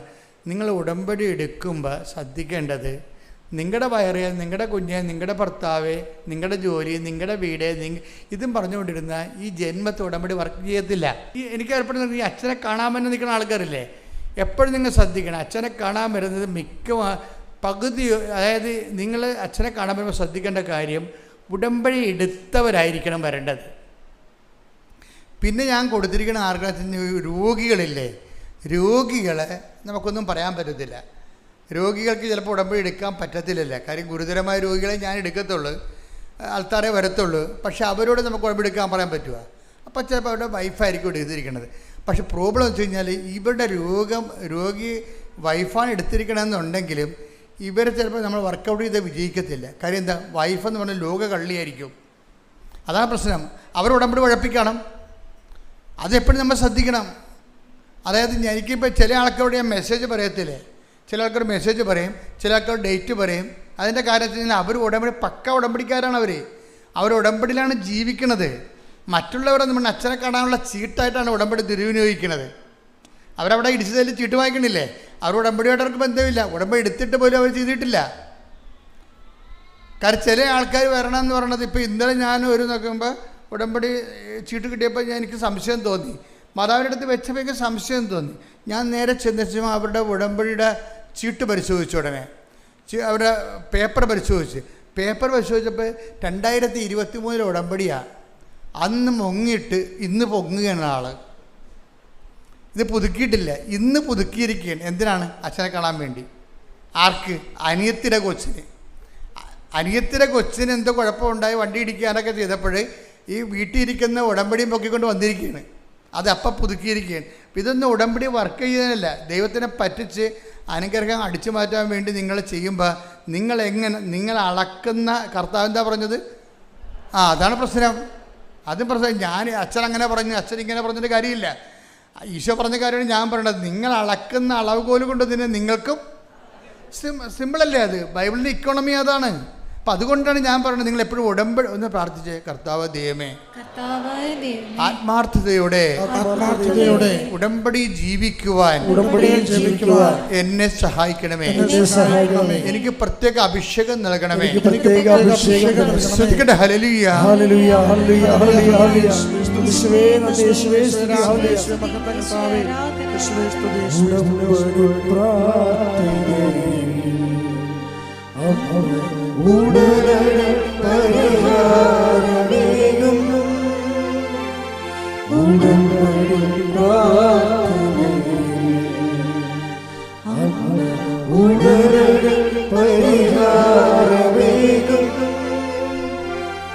അവൻ പറയുന്നതും ചെയ്തിടും, ജീവിതം ധന്യമായിത്തീരും.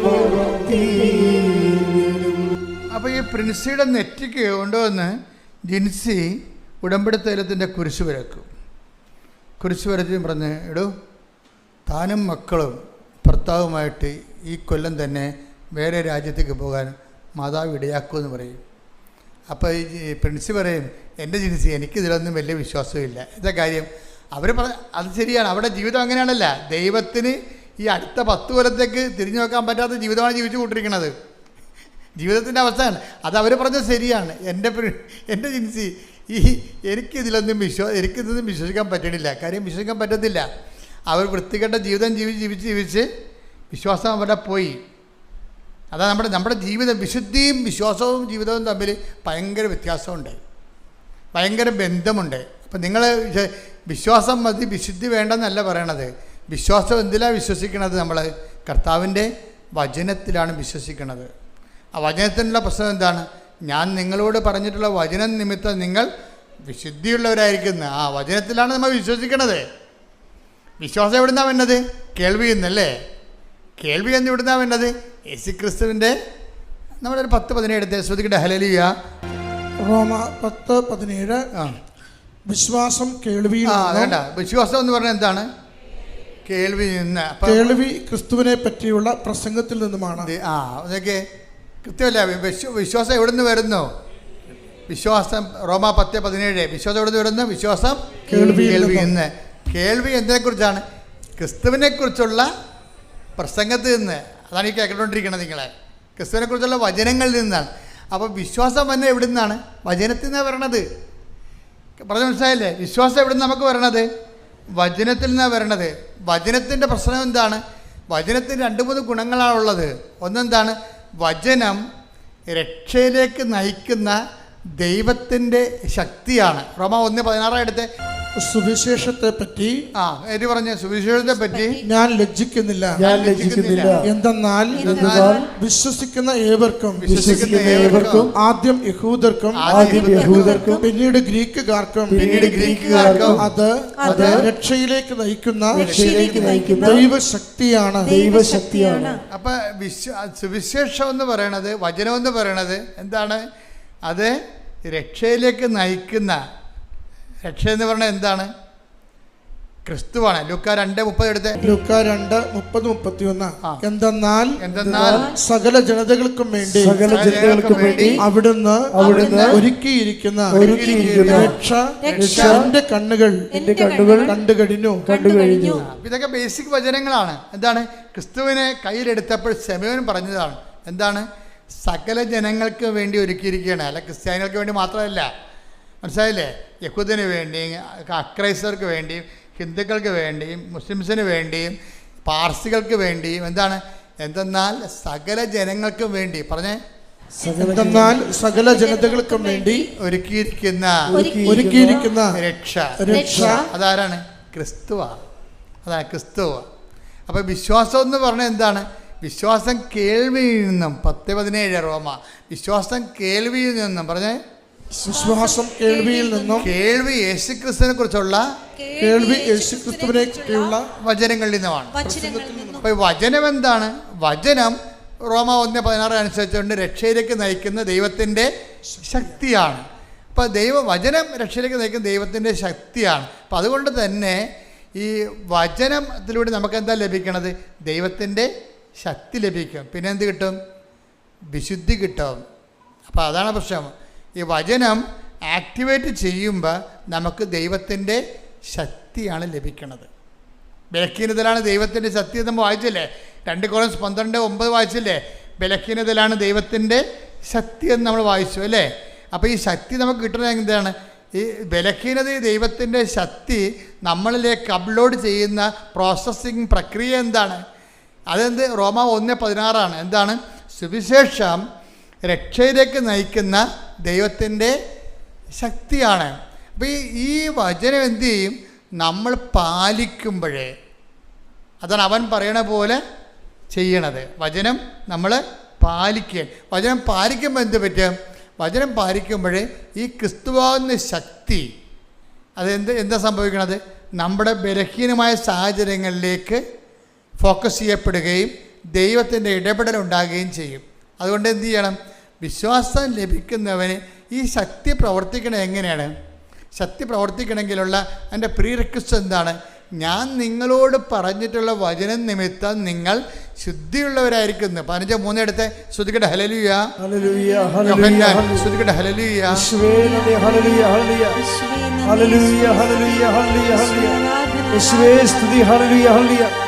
യോഹന്നാൻ 15:3 ഞാൻ നിങ്ങളോട് പറഞ്ഞ വചനം നിമിത്തം നിങ്ങൾ ശുദ്ധിയുള്ളവരായിരിക്കുന്നു. അതാണ്. അപ്പം വചനത്തിൻ്റെ പ്രശ്നം വെച്ചാൽ വചനത്തിന് ആദ്യം എന്താ വേണ്ടത്? ആദ്യം നമുക്ക് വചനം കേൾക്കുമ്പോൾ ഉടനെ അടയാളങ്ങൾ ഉണ്ടാകത്തില്ല. ശക്തി പ്രവർത്തിക്കണ മുമ്പ് നമ്മൾ എന്ത് ചെയ്യണം? വചനം നിമിത്തം നിങ്ങൾ ശുദ്ധിയുള്ളവരാകണം. അപ്പോൾ വചനം ആക്ടിവേറ്റ് ചെയ്യുമ്പോഴാണ് നമുക്ക് വിശുദ്ധി ഉണ്ടാകണത്. അപ്പോൾ വിശുദ്ധി ഇല്ലാതെ ദൈവത്തെ പ്രസാദിപ്പിക്കുക സാധ്യമല്ല. Take the word of God. വിശുദ്ധി ഇല്ലാതെ ദൈവത്തെ പ്രസാദിപ്പിക്കുക സാധ്യമല്ല. ശ്രുതിക്കട്ടെ. ഹല്ലേലൂയ, ഹല്ലേലൂയ, ഹല്ലേലൂയ, ഹല്ലേലൂയ. യേശുവേ നന്ദി. ഹല്ലേലൂയ, ഹല്ലേലൂയ, ഹല്ലേലൂയ, ഹല്ലേലൂയ, ഹല്ലേലൂയ. പരിശുദ്ധ പരമ ദിവ്യകാരുണ്യത്തിന് എന്നേരവും ആരാധനയും സ്തുതിയും പുകഴ്ചയും ഉണ്ടായിരിക്കട്ടെ. അപ്പം വിശുദ്ധി ഇല്ലാതെ ദൈവത്തെ പ്രസാദിപ്പിക്കുക സാധ്യമല്ലെന്ന് പൗലോസപ്പോസ്തലന്റെ വചനമാണ്. അപ്പം ഇതിനകത്ത് വരുന്ന വിഷയം, വചനം കേൾക്കുന്ന മാത്രയിൽ 15:3 വർക്കൗട്ട് ചെയ്യണം. എന്താണ്? ഞാൻ നിങ്ങളോട് പറഞ്ഞ വചനം നിമിത്തം നിങ്ങൾ ശുദ്ധിയുള്ളവരായിരിക്കണം. അപ്പോൾ ഇത് വർക്കൗട്ട് ചെയ്ത് കഴിഞ്ഞാൽ എന്ത് പറ്റും? ഇത് ആദ്യം ബേസിക്കായിട്ട് അതാണ് വർക്കൗട്ട് ചെയ്യേണ്ടത്. അങ്ങനെ വന്നാൽ പിന്നീട് എന്താണ്? അവൻ പറയുന്ന പോലെ ചെയ്ത് കഴിയുമ്പോൾ വചനത്തിൻ്റെ റോമ 1:16 അനുസരിച്ചുകൊണ്ട് രക്ഷയിലേക്ക് നയിക്കുന്ന ദൈവത്തിൻ്റെ ശക്തി നമ്മളിൽ പ്രവർത്തിക്കാൻ തുടങ്ങും. പ്രവർത്തിക്കാൻ അതുകൊണ്ട് ആദ്യം വിശുദ്ധീകരണമാണ് വേണ്ടത്. ആദ്യം വിശുദ്ധീകരണം സംഭവിച്ച് കഴിയുമ്പോൾ അത് ചില ആൾക്കാർ എന്ത് ചെയ്യുമെന്നറിയാമോ? ചില ആൾക്കാർക്ക് മണ്ടത്തരം പറ്റും. അവർ വിശുദ്ധീകരിക്കത്തില്ല. ആ പഴയ പോലെ അഴുക്കട്ട ജീവിതം തന്നെ ജീവിക്കും. വൃത്തികെട്ട വർത്തമാനം പറയും, നാട്ടുകാരുടെ കഴുത്തേക്ക് കയറും, കണ്ടവൻ്റെ പരദൂഷണം പറയും, ഏഷണി പറയും. അതുപോലെ തന്നെ ഓരോ തരത്തിലുള്ള പഴയ ജന്മത്തിന് ഒരു മാറ്റം ഉണ്ടാകില്ല. എന്നിട്ട് തിരികത്തിച്ച് ദൈവത്തിന് പുകയിട്ടുകൊണ്ടിരിക്കും. കൊപ്രയൊക്കെ പുകയിടണമെന്ന് പറഞ്ഞ പോലെ തിരികെ ഇവർക്ക് മാറ്റമൊന്നും ഉണ്ടാകത്തില്ല. ഇവരാ പഴയ പിടുത്ത് കൂതറ ജന്മമായിരിക്കും സാധനം. എന്ന് വെച്ച് കഴിഞ്ഞാൽ നാട്ടുകാരുടെ കരുത്തേക്ക് കയറും, എല്ലാവരുടെയും കുറ്റം പറയും, എവിടെ നോക്കിയാലും നെഗറ്റീവേ പറയത്തുള്ളൂ. ഇങ്ങനെ ആ പഴയ ജന്മം തന്നെയായിരിക്കും. എപ്പോഴും നമ്മൾ ശ്രദ്ധിക്കേണ്ടത്, അതായത് പഴയ ജന്മത്തിൻ്റെ ഭാഗമായിട്ടാണ് ഈ തകർച്ച വന്നിരിക്കുന്നത്. ഇപ്പം നമുക്ക് തകർച്ച വരാൻ കാര്യം എന്താണ്? നമ്മുടെ ജന്മം ഇതുപോലെ പാഴ്ജന്മം ആയതുകൊണ്ട്, പാപത്തിൻ്റെ ജന്മം ആയതുകൊണ്ട് അവർക്ക് അനുതാപവും ഇല്ല. അവരാ പഴയ വൈകൃത ജീവിതം തന്നെ ജീവിച്ചു തീർക്കണ കാരണം അവർക്കതിനെക്കുറിച്ച് തകർച്ച എന്താണ് ക്ഷണിച്ചു വരുത്തുന്നതാണ്. അതുകൊണ്ട് ബൈബിൾ എന്താ പറയുന്നത് അറിയാമോ? നിങ്ങൾ എങ്ങനെയാണ് വീണതെന്ന് നോക്കാൻ പറയും. ബൈബിൾ അതാണ് പറയണത്. നിങ്ങൾക്കിപ്പോൾ തകർച്ചയെന്ന് പറഞ്ഞിട്ടുണ്ടെങ്കിൽ വായും പൊളിച്ച് എപ്പോഴും പറഞ്ഞുകൊണ്ടിരിക്കേണ്ട. അങ്ങനെ സംഭവിച്ച്, ഇങ്ങനെ സംഭവിച്ച്, മകൻ്റെ ജോലി പോയി, അവനെ കഞ്ചാവ് പിടിച്ച്, ഭർത്താവ് വേറെ പെണ്ണുങ്ങളടുത്ത് പോയി, ഇങ്ങനെ കണാകുണായും പറഞ്ഞുകൊണ്ട് നടക്കേണ്ട കാര്യമില്ല. നിങ്ങൾ എങ്ങനെ വീണെന്ന് നോക്കാൻ പറയും. മകനെ കഞ്ചാവ് പിടിച്ചതെന്ന് പറഞ്ഞ കാര്യം, അയ്യോ അവന് പച്ചക്കും ഇല്ലയെന്ന് വെച്ചാൽ പഴുത്തതിനും ഇല്ലയെന്ന് വെച്ചാൽ അവൻ്റെ കൂട്ടുകാരൻ കൊടുത്താൽ പൊതിയായിരുന്നു, അവനെ അറിയാൻ പോലെ എൻ്റെ കൂട്ടുകാരനെ വിശ്വസിച്ച് അവസാനം പോലീസ് പിടിച്ചതൊക്കെ പറയും. ഇങ്ങനെ പറയാവുന്നല്ലാതെ കഥയില്ല. ബൈബിൾ എന്താ പറയണത്? ഇങ്ങനെ ഒരു പാട്ടൊന്നും പറയണ്ട, മറിച്ച് എന്ത് ചെയ്യണം? എങ്ങനെ നിങ്ങൾ വെളിപ്പാട് 2:5 എടുത്ത് ശ്രുതിക്കട്ടെ. ഹല്ലേലൂയ ഹല്ലേലൂയ ഹല്ലേലൂയ ഹല്ലേലൂയ ഹല്ലേലൂയ. യേശുവേ നന്ദി, യേശുവേ സ്തുതി. ഹല്ലേലൂയ ഹല്ലേലൂയ ഹല്ലേലൂയ ഹല്ലേലൂയ ഹല്ലേലൂയ. വെളിപാട് 2:5. അതിനാൽ നീ ഏതവസ്ഥയിൽ നിന്ന് അധപ്പതിച്ചുവെന്ന് ചിന്തിക്കുക. ഇതാണ് പ്രശ്നം. അതായത് ഇത് വർക്കൗട്ട് ചെയ്യണമെങ്കിൽ ആദ്യം പറയണമെങ്കിൽ പാട്ടൊക്കെ പാടാതെ ആദ്യം ചെയ്യേണ്ടത് നിങ്ങൾ എവിടെയാണ് ഫോളായെന്ന് നോക്കണം. ഫാളിങ് എവിടെയാണ് വീണെന്ന് നോക്കണം. ഏതവസ്ഥയിൽ നിന്നാണ് അധപ്പതിച്ചതെന്ന് നോക്കണം. അതുകൊണ്ട് ഈശോ ആ നിലപാടിന്, അത് ഈശോയുടെ നിലപാടാണ്. ബൈബിൾ തുന്നിക്കെട്ടുമ്പോൾ അവസാനമായിട്ട് വെളിപാട് അവസാനിക്കാൻ പോകുമ്പോൾ ലാസ്റ്റ് പറഞ്ഞ വാക്കുകളാണ്. എന്താണ്? മനുഷ്യൻ രക്ഷപ്പെടുന്നുണ്ടെങ്കിൽ ആദ്യം ചെയ്യേണ്ടത് ഇന്നത്തെ അവസ്ഥയിലേക്ക് എങ്ങനെ എത്തി, തകർച്ച എങ്ങനെ വന്നു, അതെന്താണ്? കയ്യിരിപ്പ് പരിശോധിക്കാൻ പറയുകയാണ്. കർത്താവ് പറഞ്ഞില്ലേ, സിലോഹയിലെ ഗോപുരം വീണ് 18 പേര് മരിച്ചു. അതിന് കർത്താവിനൊരു ബുദ്ധിമുട്ട്, ഒരു ടെൻഷനും ഇല്ല. അങ്ങയുടെ കാലത്ത് ആ ആഴ്ച സംഭവിച്ചതാണ്. ഒരു ഗോപുരം ഉണ്ടായിരുന്നു, അത് പിടച്ചതല്ലി വീണ് 18 പേരുടെ കാഞ്ഞുപോയി. എന്നിട്ട് കർത്താവ് ചോദിക്കുകയാണ്, ആ സിലോഹയിൽ അന്ന് അവിടെ ഉണ്ടായിരുന്ന ആൾക്കാരെക്കാളൊക്കെ ഈ ഗോപുരം വീണ് ചത്ത കക്ഷികൾ പാപികളാണെന്ന് നിങ്ങൾ കരുതണുണ്ടോ? ഇല്ലെന്നാണ് എനിക്ക് തോന്നുന്നത്. പശ്ചാത്തപിച്ചില്ലെങ്കിൽ നിങ്ങളും അതുപോലെ തകരും. ഇപ്പം തകർച്ച വന്നെ എന്താണ് കാര്യം? എവിടെയൊക്കെ കുഴപ്പങ്ങൾ ഉണ്ടാക്കിയിട്ടുണ്ട്. ഇപ്പം നിങ്ങൾ ഈ കൊച്ചിനെ കഞ്ചാവ് പിടിച്ചെന്ന് പറഞ്ഞില്ലേ, നിങ്ങൾ പറഞ്ഞത് ശരിയാണ്. അവൻ കഞ്ചാവ് വലിക്കത്തുമില്ല, കഞ്ചാവ് സൂക്ഷിക്കത്തുമില്ല. അവൻ്റെ കൂട്ടുകാരൻ അവനെ ചതിച്ചതാണ്. പക്ഷേ ഇപ്പം മകനകത്താണ്. ഇപ്പം അവൻ പറയും, ഞാനിനി ഒരു ദൈവത്തിലും വിശ്വസിക്കണില്ല. എന്താ കാര്യം? ഞാനൊരു തെറ്റും ചെയ്തില്ല, എന്നിട്ട് ഞാൻ അകത്ത് പോയില്ലേ? നീ തെറ്റ് ചെയ്യണമെന്ന് നിർബന്ധമില്ല, നിൻ്റെ അമ്മ തെറ്റ് ചെയ്താൽ മതി. ഞാൻ ആ ചേട്ടത്തിയോട് ചോദിച്ചേ, ചേട്ടത്തി ഇവനെ പ്രഗ്നൻ്റ് ആയതിനു ശേഷം എത്ര പ്രാവശ്യം 8 മാസം വരെ നിങ്ങൾ പണിക്ക് പോയെന്ന് കേട്ട്, എത്ര പ്രാവശ്യം നിങ്ങൾ ദേവാലയത്തിൽ പോയി? അതാണ് വിഷയം. നിസ്സാരമില്ല. ഇത് ഒറ്റക്കൈക്കും കച്ചും കൈയും തിരിയത്തില്ലേ? നിങ്ങളിപ്പോൾ തൊഴിലുറപ്പിന് പോണവരുണ്ട്, ഓഫീസിൽ പോണവരുണ്ട്. അവസാന പ്രസവ ലീവ് കൂടിയെടുക്കാൻ വേണ്ടിയേ, പ്രസവ ലീവ് ഗവൺമെൻറ് കൊടുക്കുമല്ലോ, മെറ്റേണിറ്റി ലീവ് പോകാതിരിക്കാൻ വേണ്ടി പ്രസവിക്കണതിന് 5 ദിവസം മുമ്പ് വരെ അവർ ഓഫീസിൽ പോകും. പക്ഷേ ദേവാലയത്തിൽ പോകത്തില്ല. അതാണ് വിഷയം. കർത്താവിന്, അതായത് എപ്പോഴും നമ്മൾ ശ്രദ്ധിക്കണം, ദൈവത്തിന് കൊടുക്കേണ്ടത് ദൈവത്തിന് കൊടുക്കണം. നിങ്ങളുടെ പ്രസവ ലീവ് കൂട്ടിയെടുക്കാൻ വേണ്ടിയാണ് നിങ്ങൾ അന്ത്യനിമിഷം വരെ പ്രസവിക്കുന്നതിന് 3 ദിവസം മുമ്പ് വരെ നിങ്ങൾ ഓഫീസിൽ പോകും. പക്ഷേ അതേസമയം തന്നെ ദൈവികമായ കാര്യങ്ങൾക്ക് ഈ മകനെ പ്രസവിക്കുന്ന സമയത്ത് നിങ്ങളുടെ ദൈവമായിട്ടുള്ള നിങ്ങളുടെ ബന്ധം എന്തായിരുന്നു? ദൈവികമായൊരു കൃപയിലാണോ നിങ്ങൾ ഇവനെ പ്രസവിച്ചതെങ്കിൽ ഇവനെ ഇങ്ങനെ പിടിക്കേണ്ട കാര്യമില്ല. എന്താ കാര്യം? ദൈവം പ്രൊട്ടക്റ്റ് ചെയ്യും. അതാണ് സ്മിർനയിലെ സഭ ചോദിക്കുന്നത്. നിങ്ങൾ എങ്ങനെ ഏതവസ്ഥയിൽ നിന്ന് നിബന്ധിച്ചുവെന്ന് നോക്കുക. ഒറ്റ കൈക്ക് തീരത്തില്ല കേട്ടോ. അതായത് ആദ്യം വിശുദ്ധീകരണം, പിന്നെ ശക്തീകരണം. അതാണ് ദൈവത്തിൻ്റെ ഒരു ആക്ഷൻ്റെ രീതി. അതാണ് നിങ്ങൾ പറഞ്ഞത് എന്താണ്, ആദ്യം ശക്തീകരണം, പിന്നെ ഞാൻ വിശുദ്ധീകരിച്ചോളാം. നടക്കത്തില്ല. ഇത് കറക്റ്റ് ചെയ്യണം. ഞാൻ നിങ്ങളെ കുറ്റപ്പെടുത്തുകയല്ല. എൻ്റെ മക്കളെല്ലാവരും കാര്യം ഉടമ്പടി 10 പേര് ചെയ്താൽ 10 പേരും വലിയ രക്ഷ. കാര്യം ഉടമ്പടി പെർഫെക്റ്റ് ഫോർമുലയാണ്, അതിന് തെറ്റില്ല, അത് കറക്റ്റാണ്, പ്രൂവൺ ഫാക്റ്റാണത്. പക്ഷേ ചില ആൾക്കാർ അത് ചെയ്ത് തെറ്റിക്കണുണ്ട്. ആദ്യം എന്താണ്, ആദ്യം വിശുദ്ധീകരണം, പിന്നെ എന്ത് ചെയ്യണം, പിന്നെയാണ് അതാണ് ഈശോ പറഞ്ഞത്. ഞാൻ വിശുദ്ധീകരണത്തിന് എന്ത് ചെയ്യണം, ഒന്നും ചെയ്യണ്ട, കർത്താവിൻ്റെ വചനം അനുസരിച്ച് ജീവിച്ചാൽ മതി, വേറെ ഒന്നും ചെയ്യണ്ട. അതായത് കർത്താവിൻ്റെ വചനത്തിൽ എങ്ങനെയാണ് എന്താണ് എഴുതിയിരിക്കുന്നത് അതനുസരിച്ച് ജീവിച്ചാൽ മതി. അതാണ് ഈശോ പറഞ്ഞത് 15:3 ഞാൻ നിങ്ങളോട് പറഞ്ഞ വചനം നിമിത്തം നിങ്ങൾ വിശുദ്ധീകരിച്ചിരിക്കുന്നു. കർത്താവിൻ്റെ വചനത്തിൽ എന്താ പറയണത്, കൊല്ലരുത്. അപ്പോൾ അബോർഷൻ അവിടെ വെച്ച് തന്നെ തീരുമാനമായി.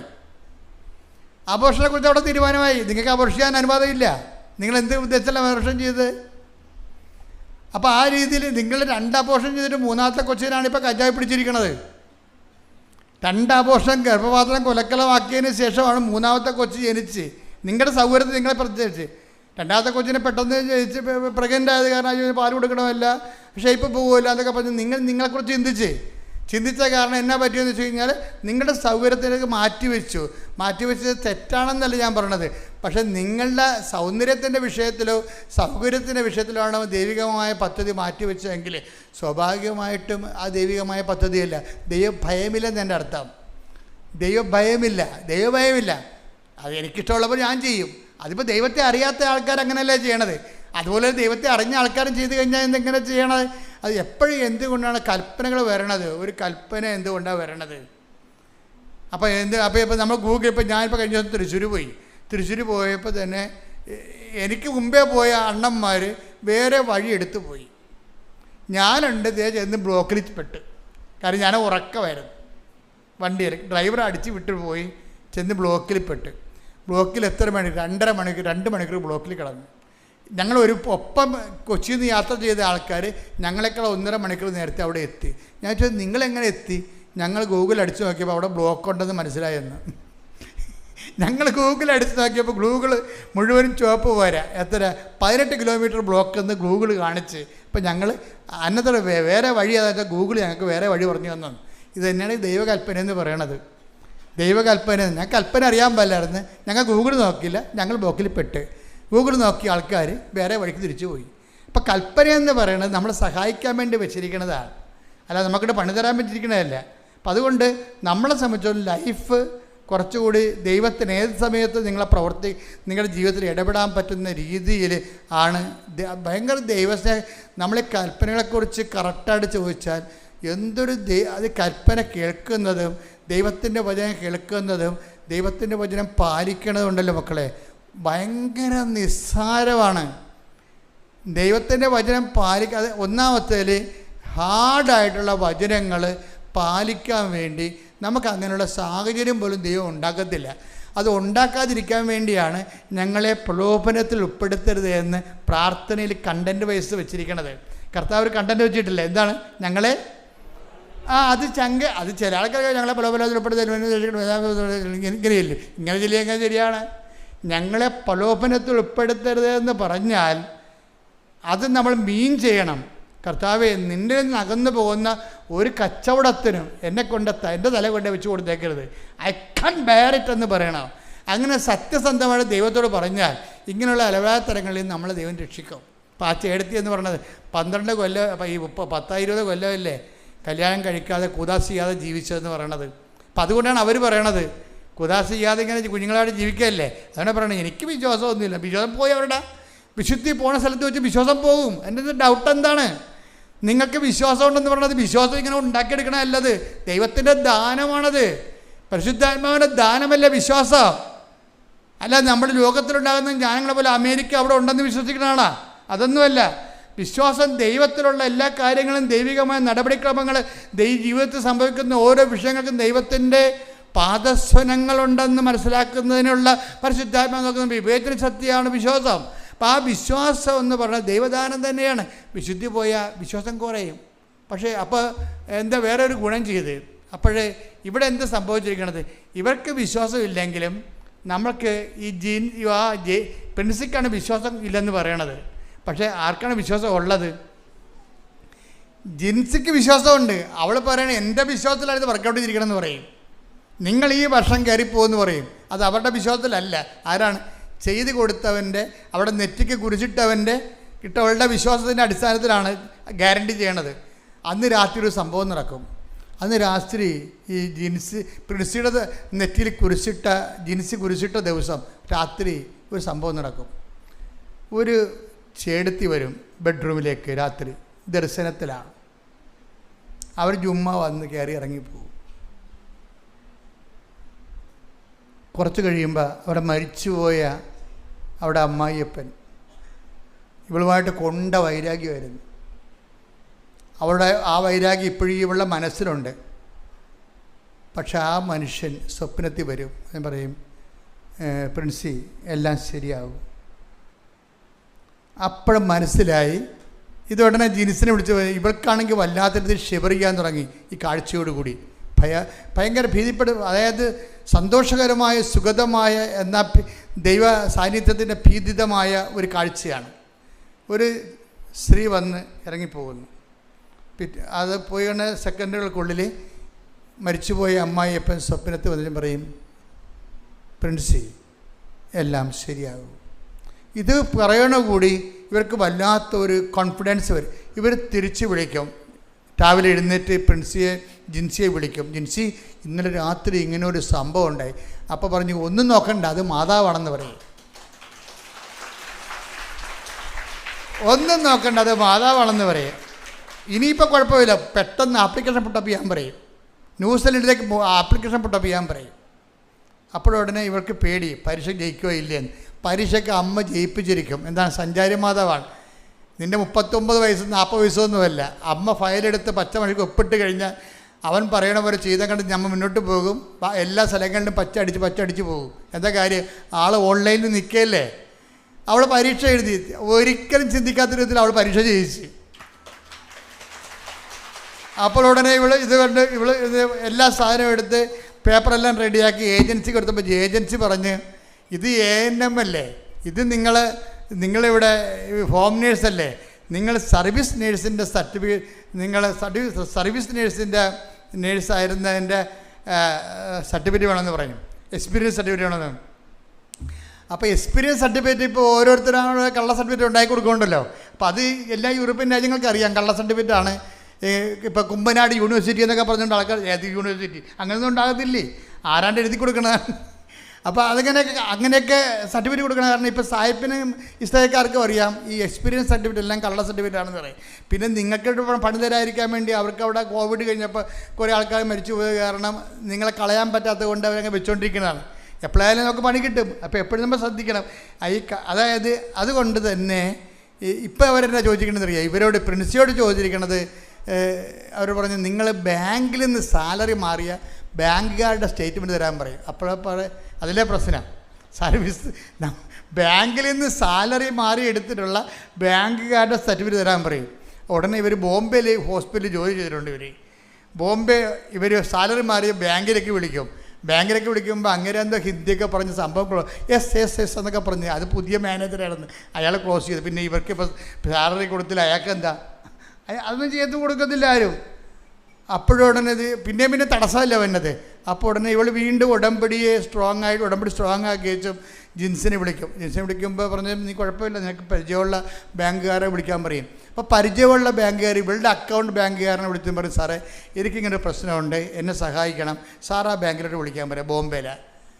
സാർ ആ ബാങ്കിലോട്ട് വിളിച്ച് പറഞ്ഞ് ജിൻസി എൻ്റെ കസ്റ്റമറാണ്, അവരവിടെ സാലറി പേയ്മെൻറ്റ് നടത്തിയിട്ടുള്ളതാണ് നിങ്ങൾ, അതുകൊണ്ട് അതിൻ്റെ ഒരു ബാലൻസ് ഷീറ്റ് ഇങ്ങോട്ട് തരാൻ പറയും. അത് 24 മണിക്കൂറിനുള്ളിൽ ആ ബാലൻസ് ഷീറ്റ് കമ്പ്യൂട്ടറിൽ വരും. എന്നിട്ട് കഴിഞ്ഞാൽ അതേ പെട്ടെന്ന സംഭവങ്ങൾ. അതായത് എന്ത് തടസ്സം ഉണ്ടായാലും ഉടമ്പടിയിലാണെങ്കിൽ അമ്മ കുജിക്കണ പച്ച മഷീറ്റിന് ഒപ്പിട്ടല്ലേ ഇതിങ്ങനെ കയറി പോകും. അതിനുശേഷം അപ്പോൾ ഇതെല്ലാം കൊണ്ടുപോയി ഏജൻസിക്ക് കൊടുക്കും. ഏജൻസി പേപ്പറെല്ലാം പരിശോധിച്ച് നോക്കിയപ്പോഴാണ് പറഞ്ഞ്, മാഡം ഈ സംഭവം നടക്കത്തില്ല കേട്ടാ.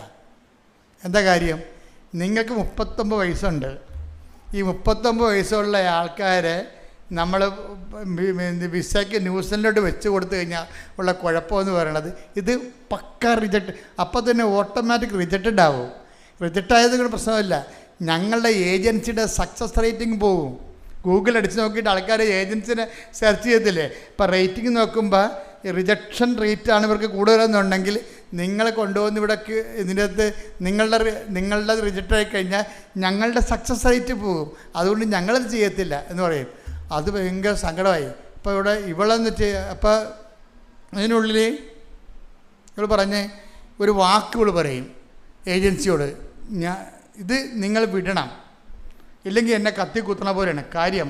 ഇത് വിട്ടാൽ പിറ്റേ ആഴ്ച, ഇതിന് 14 ദിവസമൊന്നും വേണ്ട, ഇത് പിറ്റേ ആഴ്ച ഇത് അവർ അംഗീകരിക്കും. എന്താ വെച്ചാൽ ഞാൻ ഉടമ്പടിയിലാണെന്ന് പറയും ഇവൾ. അതാണ് പ്രശ്നം. ഇപ്പോഴാണ് ശരിക്കും പറഞ്ഞാൽ ഈ പ്രിൻസി എന്നുള്ള ലേഡി കറക്റ്റ് ദൈവ പൈതലായി കൺവേർട്ട് ചെയ്യണം. എന്താണ് വിശ്വാസത്തിലേക്ക് വരുന്ന കണ്ടില്ലേ, അവർ ഏജൻസിയോട് പറയുന്നത് എന്താണ്, ഇത് വെച്ചാൽ ഞങ്ങളുടെ സക്സസ് റേറ്റ് പോകുമെന്ന് പറയുമ്പോഴാണ് ഏജൻസിയോട് പറയണത് ഇത് വെക്കുക, ഇത് 14 ദിവസം പോലും വേണ്ടി വരത്തില്ല, 6 ദിവസം കൊണ്ട് ശരിയാവും. കാര്യം എന്താണ്, ഞാൻ ഉടമ്പടിയിലാണ്, സഞ്ചാരി മാതാവ് എംബസി ചെല്ലുമെന്ന് പറയും. അപ്പോൾ ഇവരുടെ നിശ്ചയദാർഢ്യം കണ്ടപ്പോൾ അവരെടുത്ത് വെച്ച് അവർ അക്സെപ്റ്റ് ചെയ്തപ്പോൾ എന്നാ പറ്റിയിരിക്കണത്, ഈ 39 വയസ്സുള്ള ആളിന് അവൾ പറഞ്ഞ പോലെ 6-ാം ദിവസം വിസ അടിച്ചു വന്നു.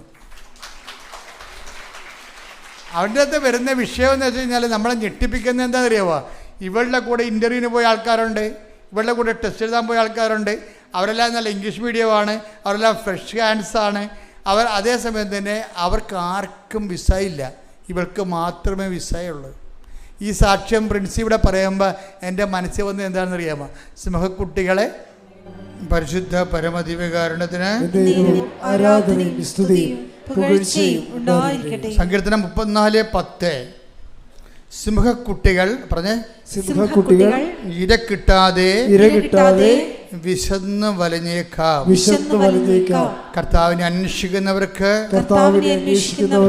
ഒന്നിനും കുറവുണ്ടാവുകയില്ല. അപ്പോഴേ കഴിവുള്ളവരും അതുപോലെ തന്നെ മെരിറ്റുള്ള ആൾക്കാർ, അതാണ് സിംഹക്കുട്ടി എന്ന് പറയുന്നത്. സിംഹക്കുട്ടികളുണ്ടാകും, മെരിറ്റുള്ളവരുണ്ടാകും, അവർക്ക് ചിലപ്പോൾ ഇൻ്റർവ്യൂ പാസ്സാകത്തില്ല, വിസ പാസ്സാകത്തില്ല. പക്ഷേ കർത്താവിനെ അവിടെ കക്ഷിയാക്കുന്നത് എന്താണ്, ഒന്നിനും കുറവുണ്ടാവുകയില്ല. അപ്പോൾ അതാണ് ഉടമ്പടിയുടെ പ്രശ്നം എന്ന് പറയുന്നത്. ഞാൻ എപ്പോഴും നിങ്ങളോട് പറയും, ഇത് നോട്ട് ബൈ മെറിറ്റിലാണ് വർക്ക് ചെയ്യണത്, നിങ്ങളുടെ കഴിവ് കൊണ്ടല്ല, ദൈവത്തിൻ്റെ കൃപ കൊണ്ടാണ്. അതായത് ഒരു വിഷയം എപ്പോഴും നമ്മൾ ശ്രദ്ധിക്കണം, ഒരു വിഷയം എടുത്താൽ എൻ്റെ മക്കളെ, അതായത് ഒരു വിഷയം എടുത്താൽ പൊങ്ങാത്തതാകുമ്പോഴേ അതിൻ്റെ അർത്ഥം എന്താണ്, ഇത് ഉടമ്പടിയുടെ പരിധി വരുന്ന സബ്ജക്റ്റാണെന്നാണ്. സാധാരണ പ്രാർത്ഥന കൊണ്ട് അത് നടക്കത്തില്ലെന്ന് എൻ്റെ അർത്ഥം.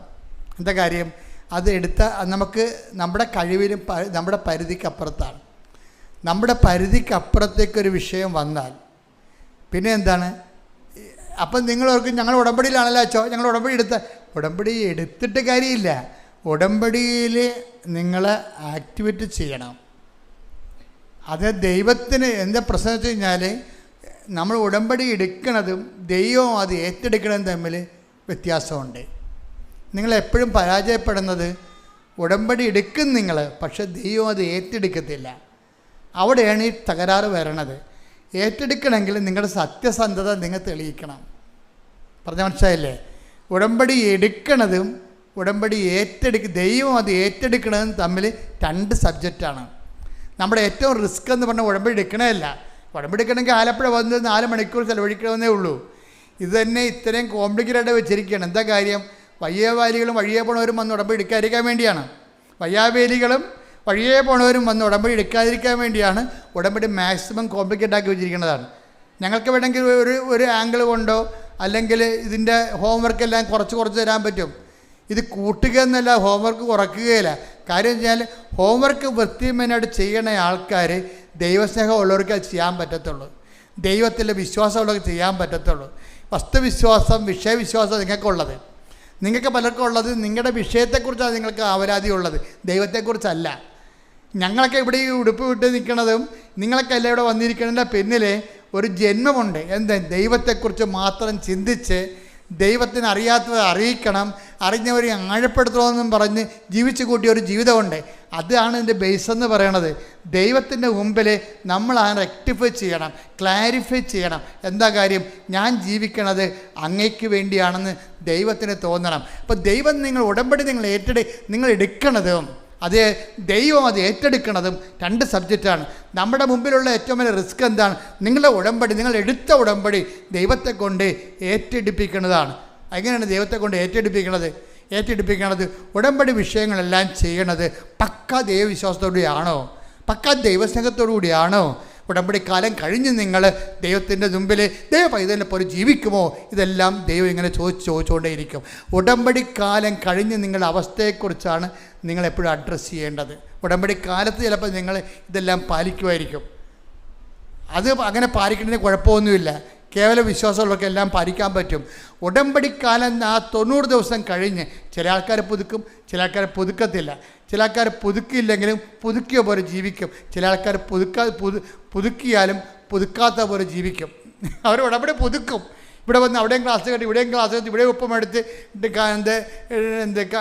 കൗൺസിലർ ചോദിക്കുമ്പോൾ യെസ് ഇടവകെ പ്രവർത്തിക്കുന്നുണ്ട്, യെസ് ഉപവസിക്കുന്നുണ്ട്, യെസ് അതുപോലെ തന്നെ പ്രാർത്ഥിക്കുന്നുണ്ട്, യെസ് എല്ലാത്തിനും തലകുരിക്കും. ഒരു കുന്തവും ചെയ്യത്തില്ലെന്നറിയാം. നിങ്ങൾ ഉടമ്പടി ലക്ഷ്യം ദൈവമായിരിക്കണം, ദൈവത്തോടുള്ള സ്നേഹമായിരിക്കണം നിങ്ങൾ ഉടമ്പടി ജീവിക്കാനുള്ള കാരണം. കഴിഞ്ഞ ദിവസങ്ങളിൽ ഒരു പട്ടാളക്കാരൻ വന്ന് ഉടമ്പടി എടുത്ത് എനിക്കത് ഇഷ്ടപ്പെട്ട സാക്ഷി കേട്ടോ. അതുകൊണ്ട് ഞാൻ ഇതെടുത്ത് ആ പട്ടാളക്കാരൻ്റെ സാക്ഷി എടുക്കാൻ കാര്യം അതാണ്. അതായത് പട്ടാളക്കാരൻ്റെ പേര് ഷിബിൻ ആൻ്റണി. നിങ്ങൾ വയനാടുകാരാണ് പട്ടാളം. അതായത് ഈ ഇടുക്കിക്കാരനാണ് ഷിബിൻ ആൻ്റണി, ചെറുപ്പക്കാരനാണ്. അപ്പോൾ ഷിബിൻ ആൻ്റണിയുടെ ഉടമ്പടി കണ്ടൻറ്റിൽ ഭയങ്കര റിച്ച് കണ്ടൻറ്റാണ്. അതിൻ്റെ ഉള്ളടക്കങ്ങളെ ഭയങ്കര ധന്യമാണ്. എന്ന് വെച്ച് കഴിഞ്ഞാൽ എന്താ പ്രശ്നം വെച്ചാൽ ഷിബിൻ ആൻ്റണിയുടെ പ്രശ്നം നമുക്കറിയാം. നമുക്ക് ഷിബിൻ ആൻ്റണി പട്ടാളക്കാരനാണെങ്കിൽ 26 ലക്ഷം രൂപയുടെ കടമുണ്ട്. ആ കടം വീട് സ്ഥലത്തിനും വേണ്ടിയാണ് ബാങ്കിൽ വെച്ചിരിക്കുന്നത്. വീട് സ്ഥലമാണ് ബാങ്കിൽ വെച്ചിരിക്കുന്നത്. അപ്പോൾ ആ സ്ഥലം വെച്ചിരിക്കണമെന്നുണ്ടെങ്കിലും ആ സ്ഥലം ഇപ്പോൾ ജപ്തിയാകാൻ പോവുകയാണ്. വീടല്ല, സ്ഥലം ബാങ്കിൽ വെച്ച് എടുത്തിരിക്കണമെങ്കിലും ബാങ്കിൽ 26 ലക്ഷം രൂപ കടമായി. പക്ഷേ ബാങ്കുകാരൻ എങ്ങനെ ഇന്ന് ലോൺ കൊടുത്തെന്ന് നമുക്കറിയാൻ പാടില്ല. വീടുണ്ടായിക്കൊണ്ട് കൊടുത്താലും നമുക്ക് കുറേ ചോദ്യങ്ങൾ ഇനി അതിൻ്റെ അകത്തുണ്ടെങ്കിലും എനിക്ക് മനസ്സിലായത് ഞാൻ പറയുകയാണ്. ഇങ്ങനെ 26 ലക്ഷം രൂപ കടം വന്നത് എങ്ങനെയാണ്?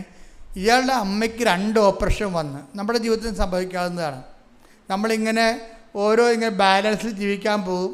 ബാലൻസിൽ ജീവിച്ച് കടം വരാതിരിക്കാൻ വേണ്ടി കോമാളിത്തരങ്ങളൊന്നും കാണിക്കാതെ വെടിപ്പും മെനയുമായിട്ട് ജീവിച്ച് പോവുകയാണ്. എന്താണ്? കടം വരാതിരിക്കാൻ വേണ്ടി നമ്മൾ ജീവിക്കുകയാണ്. പക്ഷേ എന്നാലും നമുക്ക് കടം വരുന്നുണ്ടാവും. കാര്യം രോഗങ്ങളൊക്കെ വന്നു കഴിഞ്ഞാൽ നമ്മൾ എന്ത് ചെയ്യും? ഓപ്പറേഷനൊക്കെ വന്നാൽ നമ്മൾ എന്ത് ചെയ്യും? അപ്പോൾ നമ്മൾ ബാങ്കിൽ നിന്ന് ലോൺ എടുക്കേണ്ടി വരും നമുക്ക്. ഇപ്പോൾ ഈ പട്ടാളക്കാരന് അമ്മയ്ക്ക് 2 മേജർ ഓപ്പറേഷൻ വന്നപ്പോൾ തന്നെ നല്ല കടമായി. അതിൻ്റെ പലിശ ഇപ്പോൾ 26 ലക്ഷം രൂപ കടമായി. 26 ലക്ഷം രൂപ കടമായെങ്കിലും വീട് അല്ല ആ പറമ്പ് ജപ്റ്റാകാൻ പോവുകയാണ്. പക്ഷേ ഒരു പ്രശ്നം എന്ന് വെച്ച് കഴിഞ്ഞാൽ അതൊക്കെ മുമ്പ് അത് വിറ്റ് മാറ്റിയ ഇയാൾ രക്ഷപ്പെടും. പക്ഷേ വിൽക്കാൻ പറ്റത്തില്ല. അതാണ് ആ മനുഷ്യൻ്റെ അവസ്ഥ. വിൽക്കാൻ പറ്റത്തില്ല. വിൽക്കാൻ പറ്റാത്ത എന്താണ്? ഈ ഷിബിൻ ആൻ്റണിയുടെ പറമ്പ് വിൽക്കാൻ പറ്റണില്ല. കാര്യം വഴിയില്ലാത്ത പറമ്പ് വിൽക്കാൻ പറ്റത്തില്ലല്ലോ. അപ്പം അങ്ങനെ ഒരു കുഴപ്പത്തിൽ ചാടിക്കും. ഈ ഷിബിൻ പറയണത്, ഞാൻ പട്ടാളത്തിൽ പോയതിന് എല്ലാ കൊല്ലം ലീവിന് വരുമ്പോഴൊക്കെ അടുത്ത പറമ്പുകാരൻ്റെ വീട്ടിൽ പോയിട്ട് പട്ടാങ്ങിയായിട്ട്, ഈ പട്ടാളക്കാരനാണെങ്കിൽ നീ ജീവിക്കണ്ടേ, അയാൾ പട്ടാങ്ങി ചേട്ടാ എനിക്കൊരു വഴി തരുമോ ചേട്ടാ, വഴി തന്ന എൻ്റെ അമ്മയുടെ ഓപ്പറേഷൻ്റെ കടങ്ങളെല്ലാം പരിഹരിക്കും. അമ്മയുടെ ഓപ്പറേഷൻ്റെ കടമെല്ലാം പരിഹരിച്ചാൽ എനിക്കൊന്ന് തലയുയർത്തി നിൽക്കാൻ പറ്റും, എനിക്കൊരു ആ സ്ഥലം വിൽക്കാൻ പറ്റുമെന്ന് പറയും. അപ്പോൾ എത്രയോ 10-16 വർഷമായി ഈ മനുഷ്യൻ്റെ വീട്ടിൽ പോണത്. വഴി ചോദിച്ച് അയാൾ കൊടുക്കത്തില്ല. പരസ്യം കയറി കടം മുട്ടയായി. കടം ജീവിക്കാൻ പറ്റാത്ത അവസ്ഥയായി. സമാധാനം ഇല്ല. അപ്പനിപ്പം ജീവിച്ചിരിപ്പുണ്ട്, അമ്മയും ജീവിച്ചിരിപ്പുണ്ട്, പക്ഷെ സമാധാനമില്ല. കിട്ടുന്ന ശമ്പളം കൊണ്ട് പലിശ പോലും അടക്കാൻ പറ്റാത്തത് കൊണ്ടാണല്ല ബാങ്കിലെ കടം ഇങ്ങനെ കയറിപ്പോയത്. വല്ലാത്ത രീതിയിൽ തകർന്നിരിക്കുകയാണ്. ജോലിയെ കൊണ്ടൊരു കാര്യമില്ല, ജീവിതമില്ല. ജോലിയുണ്ട്, ജീവിതമില്ല, അങ്ങനെയുള്ള അവസ്ഥയാണ്. അപ്പോഴാണ് ഈ മനുഷ്യൻ്റെ വീട്ടിൽ ആരോ, അതാണ് നിങ്ങൾ പറയണതേ, നിങ്ങൾ ഇന്ന് വരെ അച്ഛൻ്റെ ധ്യാനം കൂടാത്ത ആൾക്കാരുണ്ട്. ഇന്ന് വരെ ഇവിടുന്ന് ഉടമ്പടി എടുത്തു പോകും, ഒരിക്കൽ പോലും ഒരു യൂട്യൂബിൽ നിന്ന് ഷെയർ ചെയ്ത് കൊടുക്കത്തില്ല, സാക്ഷി ഒന്ന് ഷെയർ ചെയ്ത് കൊടുക്കത്തില്ല, ഈ ചൊവ്വാഴ്ച ധ്യാനം ഒന്ന് കൂടത്തില്ല. ഒരു പരിപാടിയില്ല. വെറുതെ ആകപ്പാടെ അറിയാവുന്നത് തിരി തപ്പിയെടുത്ത് പോയി കത്തിക്കണ കാണാം. അതുതന്നെ എന്തൊരു കഷ്ടമാണെന്നറിയാവോ. എനിക്കാണെങ്കിൽ ഞാൻ ഈ ആൾത്താറയിൽ നിന്ന് ഇറങ്ങി എങ്ങനെ കൗണ്ടറിൽ ഇരിക്കുകയാണെങ്കിൽ എനിക്കത് കൈകാര്യം ചെയ്യാൻ പറ്റും. കാര്യം 50% ആൾക്കാരെ ഗുഡ് ബൈ പറഞ്ഞ് വിടാൻ പറ്റും. കാര്യം ഒരു മനുഷ്യന് ഉടമ്പടി എടുക്കാനുള്ള യോഗ്യതയില്ല, ഇവർ ചെയ്യത്തില്ല. അതാണ് വിഷയം. അപ്പം അതുകൊണ്ട് തന്നെ ഇങ്ങനെ കുറേ കള്ളനാണയങ്ങൾ ഉടമ്പടി എടുത്തിട്ടുണ്ട്. കാര്യം അവരത് ചെയ്യത്തില്ല. ചെയ്യണവർ ദൈവസ്നേഹത്തോടെ അല്ല ചെയ്യണത്, വല്ലപാടും ഒപ്പിച്ചുണ്ടാക്കുകയാണ് ചെയ്യണത്.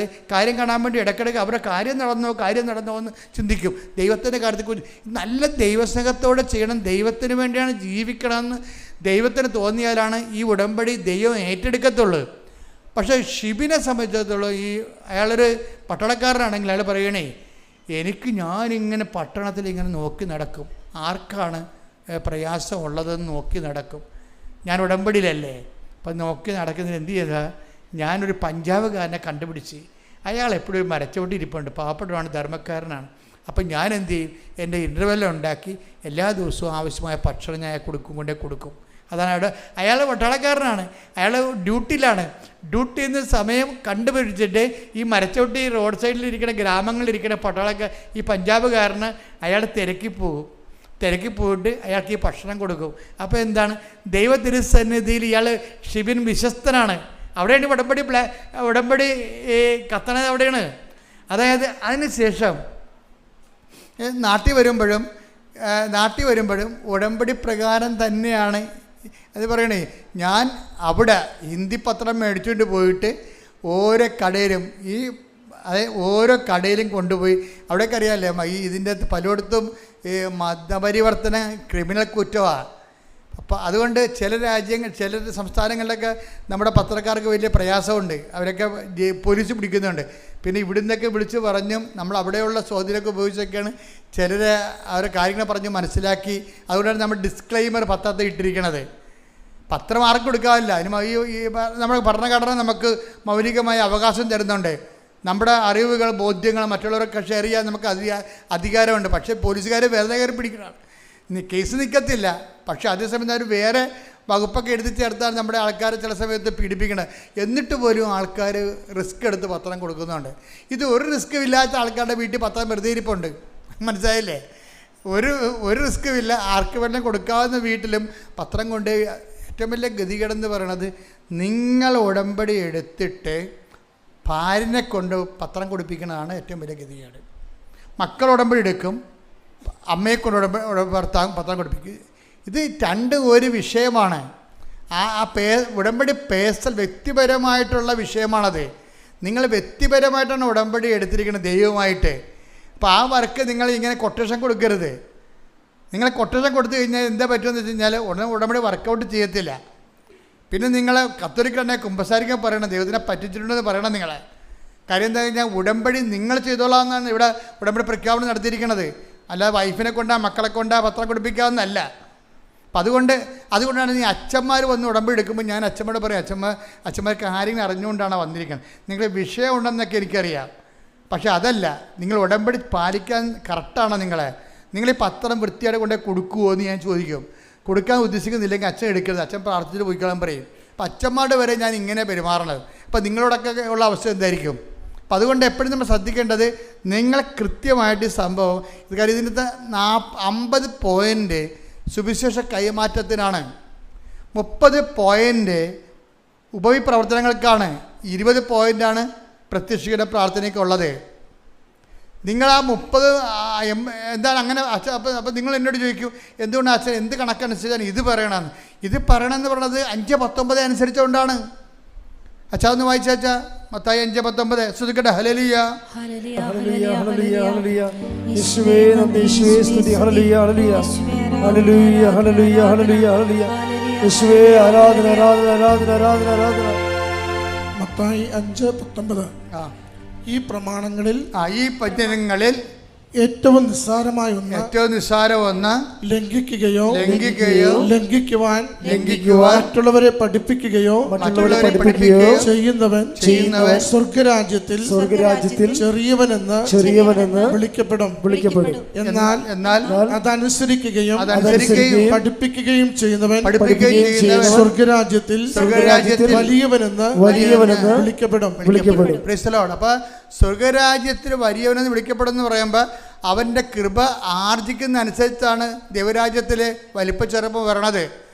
അപ്പോൾ അതെങ്ങനെയാണ്? ഈ വചനം പാലിക്കാൻ മറ്റുള്ളവരെ പഠിപ്പിക്കുകയും ചെയ്യണം. അല്ലാതെ നിങ്ങൾ ഉടമ്പടി എടുത്തിട്ട് ഭാര്യനെ കൊണ്ട് പഠിപ്പിച്ചിട്ട് കാര്യമില്ല. അത് വളരെ സീരിയസ് വിഷയമാണത്. അപ്പോൾ അത് അങ്ങനെ ആവതില്ലാത്തവർ ഈ പണിക്ക് നിൽക്കരുത്. കാര്യം ഇത് വളരെ സീരിയസ് വിഷയമാണ്. ഇപ്പം നിങ്ങൾ തന്ത്രപൂർവ്വം ദൈവത്തിൻ്റെ കണ്ണിൽ പൊടിയിട്ടിട്ട് ദൈവത്തിൻ്റെ അടുത്ത് ശാസ്ത്രീയ വർത്തമാനം പറയാമെന്നാണ് വിചാരിക്കണത്. അങ്ങനെയല്ല ഇത് വ്യക്തി കർത്താവിനെ അറിയുക, അറിയാത്തവരെ അറിയിക്കുക നമ്മുടെ ഉത്തരവാദിത്തമാണത്. അത് ദൈവസേവകത്തോടെ ചെയ്യണം. ഇവിടെ എന്തുകൊണ്ടാണ് ഉടമ്പടിയിൽ എല്ലാവരും സാക്ഷ്യം പറയണത്? ഇത് പാലിക്കുന്ന ആൾക്കാർക്കൊരു പ്രശ്നവുമില്ല. അതുപോലെ തന്നെ ഇതിൻ്റെ കാരുണ്യ പ്രവൃത്തി എന്താണ്? ഞാൻ കഴിഞ്ഞ ധ്യാനത്തിൽ ഇത് പറഞ്ഞു. അത് കാരുണ്യ പ്രവൃത്തിയുടെ കാര്യം 25:34 എടുത്ത് മത്തായിയുടെ സുവിശേഷം ശ്രദ്ധിക്കട്ടെ. ഹല്ലേലൂയ. മത്തായി 25:34. എന്റെ പിതാവിനാൽ അനുഗ്രഹിക്കപ്പെട്ടവരെ വരുവിൻ. ലോകസ്ഥാപനം മുതൽ നിങ്ങൾക്കായി സജ്ജമാക്കിയിരിക്കുന്ന രാജ്യം അവകാശപ്പെടുത്തുവിൻ. അപ്പൊ എനിക്ക് എന്തുകൊണ്ടെന്നാൽ എനിക്ക് വിശന്നു, നിങ്ങൾ എനിക്ക് ഭക്ഷണം തന്നു, എനിക്ക് ദാഹിച്ചു, നിങ്ങൾ എനിക്ക് കുടിക്കാൻ തന്നു, ഞാൻ നഗ്നനായി നിങ്ങൾ എന്നെ ഉടുപ്പിച്ചു. അതിനാൽ ആണ് എൻ്റെ പിതാവിനാൽ അനുഗ്രഹിക്കപ്പെട്ടവരെ വരും. ഇപ്പോൾ കാരുണ്യപ്രവൃത്തി ചെയ്തുകൊണ്ട് എന്താണ്? എൻ്റെ പിതാവിന് അനുഗ്രഹിക്കപ്പെട്ട വരുവിൻ, ലോകാരംഭം ഒരിക്കലും രാജ്യം കൈവശമാക്കാൻ പറഞ്ഞിട്ടുണ്ട്. അത് വലുതാണോ ചെറുതാണോ എന്നുള്ളത് വേറെ വിഷയമാണ്. അത് കൃത്യമായിട്ടും വലിയ ദൈവാനുഭവത്തിലേക്ക് നിത്യതയുടെ ഉന്നത കൃപകളിലേക്ക് ക്ഷണിക്കപ്പെടുന്നത് ഉപപ്രവർത്തനമല്ല, അത് സുവിശേഷ പ്രവർത്തനമാണ്. അതുകൊണ്ടാണ് ഞാൻ പറഞ്ഞത് 50 മാർക്ക് പത്ര കൈമാറ്റത്തിനാണ്. പത്രത്തിലൂടെ എന്താ ഉള്ളത്? അനുഭവ സാക്ഷ്യങ്ങളാണ്. ആരുടെ അനുഭവങ്ങൾ? ക്രിസ്തുവിനെ വചനം നടപ്പിൽ വരുത്തിക്കൊണ്ട് അവൻ പറയണ പോലെ ചെയ്ത് അനുഭവം പ്രാപിച്ചവരുടെ അനുഭവ സാക്ഷ്യമാണ് പത്രത്തിലുള്ളത്. 100 ഉണ്ട്. കാണുമ്പോൾ തന്നെ അത് ആൾക്കാർ മനസ്സിലാക്കി എൻ്റെ പ്രശ്നമുള്ള സാക്ഷ്യം വായിച്ചു കഴിയുമ്പോൾ അവൻ കർത്താവിനെ തിരക്കി വരും. അറിയിക്കാൻ പറ്റും, അറിഞ്ഞവരെ ആഴപ്പെടുത്താൻ പറ്റും. ഉപപ്രവർത്തനങ്ങൾക്ക് 30 മാർക്കാണ്. പിന്നെ എന്ത് പ്രാർത്ഥന? പിന്നെ 20 പോയിൻ്റാണ് ഉള്ളത് പ്രാർത്ഥനയ്ക്കുള്ളത്. നിങ്ങൾ എന്താ ചെയ്യണമെന്ന് വെച്ച് കഴിഞ്ഞാൽ ഇതൊന്നും ചെയ്യത്തില്ല, പ്രാർത്ഥന മാത്രം കൊണ്ടുകൊണ്ടിരിക്കും. അത് പ്രാർത്ഥിക്കണമാണ്. നിങ്ങൾക്കറിയാൻ പറഞ്ഞിട്ടാണ് ഞാൻ വിശ്വാസ പ്രമാണം എഴുതിയിരിക്കണം. അതിൻ്റെ അകത്ത് വിശ്വാസ പ്രമാണം എല്ലാവർക്കും അറിയാം, സ്വർഗസ്ഥരാപിത എല്ലാവർക്കും അറിയാം, നന്മ അറിഞ്ഞ പറയാം എല്ലാവർക്കും അറിയാം, ജപമാല എല്ലാവർക്കും അറിയാം ശരിക്കും. പക്ഷെ അതിൻ്റെ എല്ലാം ചെല്ലിയാലും നമുക്ക് വരുന്നത് എന്താണ്? അതെല്ലാം ചെല്ലണം. എന്താണ്? കഴിഞ്ഞ ധ്യാനത്തിൽ ഞാൻ പറഞ്ഞായിരുന്നു, വെള്ളം കുടിക്കാൻ ജീവിക്കാൻ പറ്റുമോ? ഡീഹൈഡ്രേഷൻ ഉണ്ടാവും, കരളുപാട്, കിഡ്നി ചുങ്ങിപ്പോവും, ചത്തുപോവും.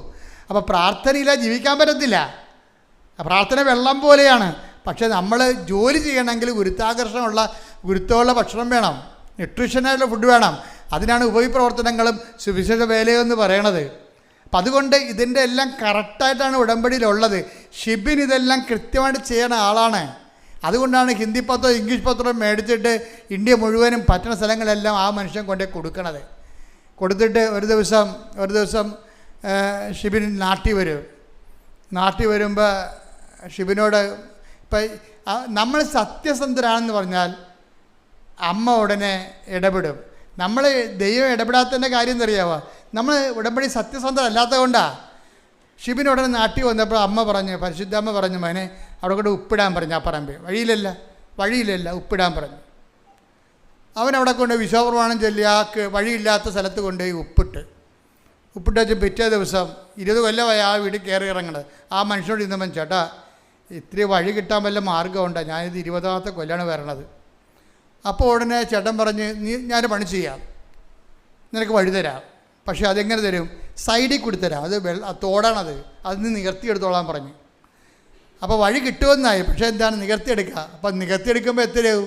26 ലക്ഷം രൂപയാവും. തോട് നികർത്തണ്ടേ? ആ 26 ലക്ഷം രൂപ കടമുണ്ട്. പറമ്പ് വിറ്റത്തിൽ 15 കൂടെ കിട്ടുമായിരിക്കും. പക്ഷേ എന്നാലും അത് വലിയ പാടാണ്, ഒന്നും മിച്ചമുണ്ടാകത്തില്ല കയ്യിൽ. അപ്പോൾ ഉടനെ എന്നാലും നാളെ അത് നികർത്താവുന്ന രീതിയിൽ തന്നെ ഇവൻ തീരുമാനിച്ചു. അപ്പം നികർത്തൽ എവിടെ തൊട്ട് എവിടം വരെയാണ് നികർത്തേണ്ടതെന്ന് കാണിക്കാൻ വേണ്ടി പിറ്റേ ദിവസം ഈ ലാൻഡ് ഓണർ വരും. ലാൻഡ് ഓണർ വരുമ്പോൾ ലാൻഡ് ഓണർ നികർത്തന സ്ഥലത്ത് വന്ന് നിന്നേച്ചും തിരിഞ്ഞു നടന്ന് പോകും. അപ്പോൾ ഷിബിം ഈ പട്ടാളക്കാരൻ വിളിക്കും, ചേട്ടാ ഇവിടെ അല്ലേ ഇന്നലെ വഴി തരാമെന്ന് പറഞ്ഞത്, ഇനി ഇയാൾ ഇതിൻ്റെ അകത്ത് ഐഡിയ മാറിയാന്നറിയാൻ വേണ്ടി പുള്ളി ആശങ്കയോടെ വിളിക്കും, ചേട്ടാ ഇവിടെയാണല്ലോ പറഞ്ഞത് എന്ന് പറഞ്ഞ് വെച്ചും ഈ ഈ ലാൻഡ് ഓണർ ജോലി ആ പറമ്പിൻ്റെ ഉടമസ്ഥൻ അറിയാതെ ഇവൻ ഉപ്പിട്ട സ്ഥലത്ത് പോയി നിൽക്കും. എന്നിട്ട് പറയും, നിനക്ക് ഇവിടുന്ന് വഴി തരാമെന്ന് പറയും. ഇതാണ് കൃപാസനം മാതാവെന്ന് പറയണത്. ഷിബിൻ എവിടെയാണ് കൊണ്ട് ഉപ്പിട്ടത് അവിടെ കൊണ്ടുവന്ന് മാതാവ് ഈ ലാൻഡ് ഓണറെ കൊണ്ട് നിർത്തിയിട്ട് അവിടുന്ന് വഴി അളന്ന് കൊടുക്കും. ഇപ്പോൾ ഇതൊക്കെ മനസ്സിലായില്ലേ, 20 കൊല്ലമായി നടക്കുന്നത്. ഇത് നോട്ട് ബൈ മെറിറ്റ് വർക്ക് ചെയ്യണത്. ഇവൻ ഉടമ്പടി സത്യസന്ധനാണ്. അവൻ്റെ ഉടമ്പടി അമ്മ ഏറ്റെടുത്തിരിക്കുകയാണ്. ഉടമ്പടി എടുത്തിട്ട് കാര്യമില്ല, അമ്മ അത് ഏറ്റെടുക്കണം. അമ്മയ്ക്ക് തോന്നണം നിങ്ങൾ ചെയ്തിരിക്കുന്ന കാര്യങ്ങൾ ദൈവത്തിന് വേണ്ടിയാണ്, സത്യസന്ധമാണെന്ന്. അങ്ങനെ ഒരു നിമിഷം ദൈവത്തെ കൊണ്ട് തോന്നിപ്പിക്കാൻ ഇടയായ പിന്നെ നിങ്ങൾക്ക് തിരിഞ്ഞു നോക്കേണ്ടി വരത്തില്ല. ശ്രുതിക്കട്ടെ ഹല്ലേലൂയ.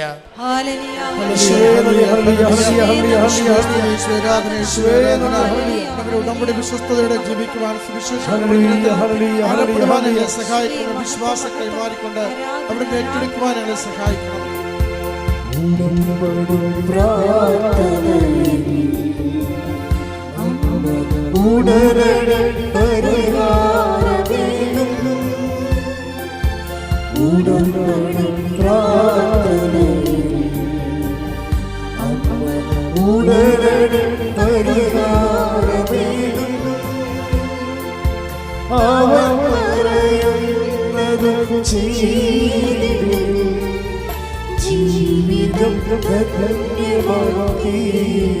പരിശുദ്ധ പരമ ദിവ്യകാരുണ്യത്തിന് ഈ വഴി കിട്ടിക്കഴിഞ്ഞപ്പോൾ എൻ്റെ സ്വർഗം കിട്ടിയ പോലെ. പക്ഷെ ഇനി വിറ്റ് മാറ്റാൻ വേണ്ടി ഈ ലീവിന് മുമ്പ് വിറ്റ് മാറ്റിയിട്ടല്ല ജപ്തി നടന്ന് രക്ഷപ്പെടണം. ജപ്തി ഡേറ്റ് വന്നിരിക്കണല്ല. നമുക്ക് വഴി കിട്ടിയാലും വിറ്റ് മാറ്റില്ല ജപ്തി ചെയ്ത് പോകുമല്ലോ. അപ്പോൾ കുടുങ്ങിയതിനെ കിടക്കണതാണ്. അങ്ങനെ ജിബിൻ രണ്ടാമത് ഇത് പുതുക്കാൻ വേണ്ടി വന്നപ്പോൾ എന്നെ വന്ന് കണ്ട്. അപ്പോൾ ഞാൻ ജിബിൻ്റെ ഈ കേസ്, എനിക്ക് ഈ കേസ് കൊണ്ടൊന്നും അറിയാത്തില്ലല്ലോ. ഞാൻ കിട്ടിയ പേപ്പർ അങ്ങനെ എന്നെ കൊണ്ട് അമ്മയെടുത്ത് വെച്ചു. അത് 6 പേപ്പർ ഒരുമിച്ചാണ് വെക്കണത്. നിങ്ങൾ ഓർക്കും എൻ്റെ പേപ്പർ അഡിറ്റായിപ്പോയി. അപ്പോൾ ആദ്യം വന്ന് നിൽക്കും, എന്തിനാണ് എൻ്റെ പേപ്പർ മുകളിലിരിക്കാൻ വേണ്ടി. അങ്ങനെയൊന്നും വേണ്ട. അമ്മ ഇത് പേപ്പർ കണ്ടു, അത്രയേ ഉള്ളൂ. ഈ പേപ്പർ വെച്ചപ്പോൾ തന്നെ ജിബിൻ്റെ കാര്യത്തിൽ തീരുമാനമായി. അമ്മ പറഞ്ഞ്, ഞാൻ അവൻ്റെ അടുത്ത് വന്നപ്പോൾ പറഞ്ഞ് 6 എന്ന് അമ്മ പറയുന്നുണ്ടെന്ന് പറഞ്ഞു. 6. അപ്പോൾ അതിൻ്റെ അകത്ത് മെസ്സേജായാണത്. അതിന് മെസ്സേജുണ്ട്. അതാണ് നമ്മൾ സത്യസന്ധരാണെങ്കിൽ ദൈവം പ്രസൻസ് ഉണ്ടാവും. നമുക്ക് ദൈവത്തെ കാണുന്നില്ല, പ്രസൻസ് ഇല്ലെന്ന് പറഞ്ഞാൽ എന്താണെന്നറിയാമോ? നിങ്ങളെ ഉടമ്പടി സത്യസന്ധരാണെങ്കിൽ ഉടമ്പടിയുടെ ഉള്ളതാണ് ഈ മഴവില്ലും സുഗന്ധാഭിഷേകവും അതുപോലെ തന്നെ പേരും ദർശനവും സ്വപ്നവും. ഉടമ്പടിയെല്ലാം വൃത്തിയാണെങ്കിൽ പ്രസൻസ് വരും. എന്താണ്? I will come with you wherever you go. നീ എവിടെ പോയാലും ഞാൻ നിൻ്റെ കൂടെ വരും. പ്രസൻസാണത്. അത് വാഗ്ദാനത്തിലുള്ളതാണ്. അപ്പം അമ്മയുടെ ഇത് വെച്ചപ്പോൾ തന്നെ അമ്മ പറഞ്ഞു 6 എന്ന് പറയാൻ പറഞ്ഞു. ഞാൻ ഷിബിനോട് പറഞ്ഞു 6 എന്ന് പറയുന്നുണ്ട്. അപ്പോൾ ഷിബിൻ എന്നോട് ചോദിച്ച് ഡേറ്റാണോ അക്ഷരമാണോ? അപ്പം ഞാൻ അറിയത്തില്ല, വെയിറ്റ് എന്ന് പറഞ്ഞു. വെയിറ്റ് എന്ന് വെച്ചതിൻ്റെ അർത്ഥം എന്താണ്? വെയിറ്റ് ഇൻ കവനൻ്റ് എന്നതിൻ്റെ അർത്ഥം നീ ഉടമ്പടിയിൽ ജാഗ്രതയോടെ വെയിറ്റ് ചെയ്യുക, സമയമാകുമ്പോൾ അമ്മ അറിയിക്കുമെന്ന് പറഞ്ഞു. അപ്പോൾ ഒരു 6 കഴിഞ്ഞ് പോയി, പിന്നെ ഒരു 16 കഴിഞ്ഞ് പോയി, 26 കഴിഞ്ഞ് പോയി, ഇപ്പം കിട്ടും എല്ലാം 6 ഉണ്ടല്ലോ നിൽക്കണം. ആരും വന്നില്ല. പക്ഷേ ഒരു 6-ാം തീയതി 6 മാസം കഴിഞ്ഞ് 6-ാം മാസമായപ്പോൾ ആൾ വന്ന് സ്ഥലമെടുത്തതിന് ശേഷം ഒപ്പിട്ടപ്പോഴാണ് മനസ്സിലാകണത് അയാളുടെ പേര് 6-ലാണ് തുടങ്ങണത്. ആ ഒപ്പിട്ടതിൻ്റെ ആളിൻ്റെ പേരും 6-ആണ്, വന്നിരിക്കണതും 6-ാം മാസമാണ്. എന്ന് വെച്ച് കഴിഞ്ഞാൽ ഈ പേരിൻ്റെ കാര്യമാണ്. അതായത് ദൈവം നമുക്ക് അടയാളം തരുന്നതിൻ്റെ ഉദ്ദേശം എന്ന് വെച്ച് കഴിഞ്ഞാൽ അത് ദൈവമാണ് ഇതിനകത്ത് ഇടപെട്ടിരിക്കണമെന്നുള്ളത് നമ്മളെ ബോധ്യപ്പെടുത്താൻ വേണ്ടിയാണ് അടയാളം തരണത്. അല്ല നിങ്ങളെ സന്തോഷിപ്പിക്കാനല്ല. അത് ചിലപ്പോൾ ഉണ്ടാകാം. പക്ഷേ ദൈവമാണ് ഇതിൻ്റെ അകത്ത് ഇടപെട്ടിരിക്കണത്, വേറെ ആരുമല്ല. ഇത് നോട്ട് ബൈ മെറിറ്റിലാണ് വർക്ക് ചെയ്തിരിക്കണത്. പക്ഷേ ഇതിൻ്റെ പ്രശ്നം, ഷിബിൻ്റെ റിസ്ക് എന്താ? ദൈവത്തെ ഒരിക്കലും അനുഭവിച്ച് കഴിഞ്ഞാൽ പിന്നെ ഒരു പ്രശ്നം വെച്ച് വേണ്ടത്, നമ്മുടെ മുമ്പിലുള്ള റിസ്ക് എന്ന് പറയുന്നത് ആ അരൂപി നമ്മൾ തുടരും. അതുകൊണ്ട് അത് നിങ്ങൾ ഉറപ്പ് വരുത്തണം. ഇന്ന് നിങ്ങളുടെ ജീവിതത്തിൽ അനുഭവം നടക്കും. ഇന്ന് ഞാനിപ്പം എൻ്റെ മാതാവ് പ്രത്യക്ഷപ്പെട്ട 2004 എന്നാണ് മാതാവ് പ്രത്യക്ഷപ്പെട്ടത്. അപ്പം ഞാൻ എവിടെയാണ് നിന്നത്? അവിടെ തന്നെയാണ് ഇപ്പോഴും ഞാൻ നിൽക്കുന്നത്. ആ കർത്താവിൻ്റെ ദിവ്യകാരുണ്യം ഇപ്പോഴും ഇവിടെ ഇരിപ്പുണ്ട്. അമ്മയുടെ സാന്നിധ്യം ഇവിടെ ഉണ്ട്. ഇവിടെ നിന്ന് ഞാൻ പറയുകയാണ്, നിങ്ങൾ ഉടമ്പടിയിൽ ഇന്ന്, ഉടമ്പടിക്ക് ശേഷവും നിങ്ങളുടെ കാലാവധിക്ക് ശേഷവും നിങ്ങൾ ഉടമ്പടി തന്നെ ദൈവത്തിൻ്റെ സ്നേഹത്തെ പ്രതി സാക്ഷിയായിട്ട് ജീവിക്കും. ദൈവത്തിന് പ്രയോജനമുള്ളൊരു ജന്മമായിട്ട് ദൈവത്തിൻ്റെ സുവിശേഷ സാക്ഷിയായി ഞാൻ ജീവിക്കുമെന്ന് ദൈവത്തിൻ്റെ വാക്ക് വൃത്തിയായിട്ട് കൊടുത്തു കഴിഞ്ഞാൽ ഇന്ന് നിങ്ങൾക്ക് അടയാളം കിട്ടും. ശ്രദ്ധിക്കട്ടെ. ഹല്ലേലൂയ.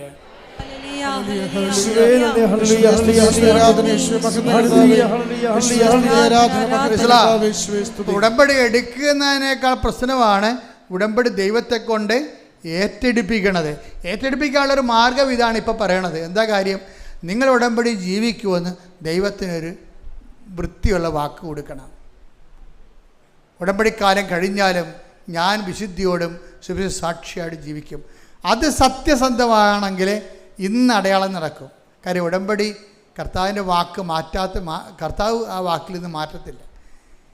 കാര്യം എന്താ വെച്ചാൽ, നിങ്ങൾ അവിശ്വസ്തരായിരുന്നാൽ പോലും ഞാൻ വിശ്വസ്തനാകുമെന്ന് പറയുമ്പോഴേ ആ വിശ്വസ്തത നമുക്ക് അനുഭവവേദ്യമാകണം. അനുഭവവേദ്യമാകണത് വേറെ ഒരു വിഷയമായതുകൊണ്ടാണ് ഞാൻ ഇങ്ങനെ നിങ്ങളോട് പറഞ്ഞത്. കാര്യം എന്താണ്? നിങ്ങൾ ചെയ്യുന്ന കാര്യം ദൈവത്തെ കൊണ്ട് ഏറ്റെടുപ്പിക്കാൻ എന്ത് ചെയ്യണം? ഞാൻ എക്കാലവും ദൈവത്തിന് 90 ദിവസമല്ല പ്രായം, അവൻ നിത്യത വരെ. അപ്പം നിങ്ങൾ എന്നെ കർത്താവ് നീ എന്നെ സഹായിക്കണം. എനിക്ക് ജീവിതകാലം മുഴുവൻ ഉടമ്പടി ജീവിക്കാൻ ആഗ്രഹമുണ്ട്. അതിനിവിടെ ആലപ്പുഴ വരണമെന്ന് നിർബന്ധമുണ്ടോ? ഒരു നിർബന്ധവുമില്ല. ജീവിതകാലം മുഴുവൻ ആലപ്പുഴ വരണമെന്ന, പേപ്പർ വായിക്കണമെന്ന, ക്യൂ നിൽക്കണമെന്ന ഒന്നും നിർബന്ധമില്ല. നിങ്ങൾ ദൈവത്തോട് എന്താ പറയേണ്ടത്? ഞങ്ങൾ ആലപ്പുഴയായാലും അയർലൻഡിലായാലും ഞങ്ങൾ ദൈവതിരുസന്നിധിയിൽ വിശുദ്ധിയോടെ സുവിശേഷത്തിൻ്റെ സാക്ഷിയായിട്ട് ഉടമ്പടി ഇതുപോലെ തുടർന്ന് ജീവിക്കും. ശ്രദ്ധിക്കട്ടെ. ഹല്ലേലൂയ.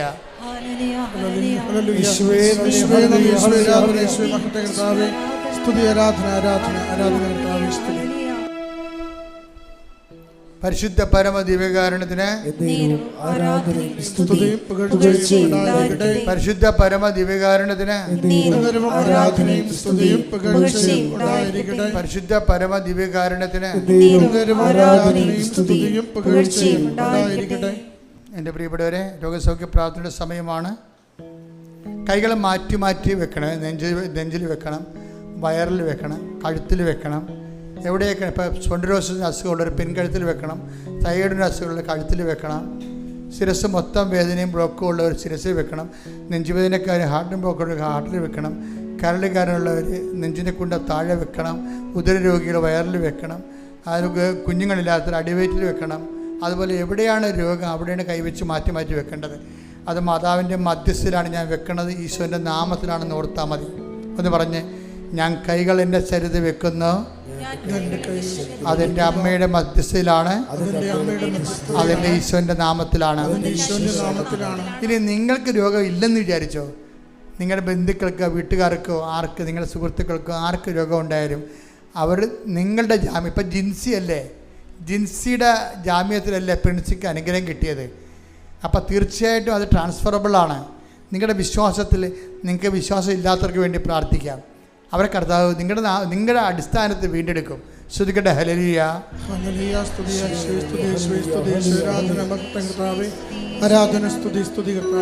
പരിശുദ്ധ പരമ ദിവ്യകാരുണ്യത്തിന്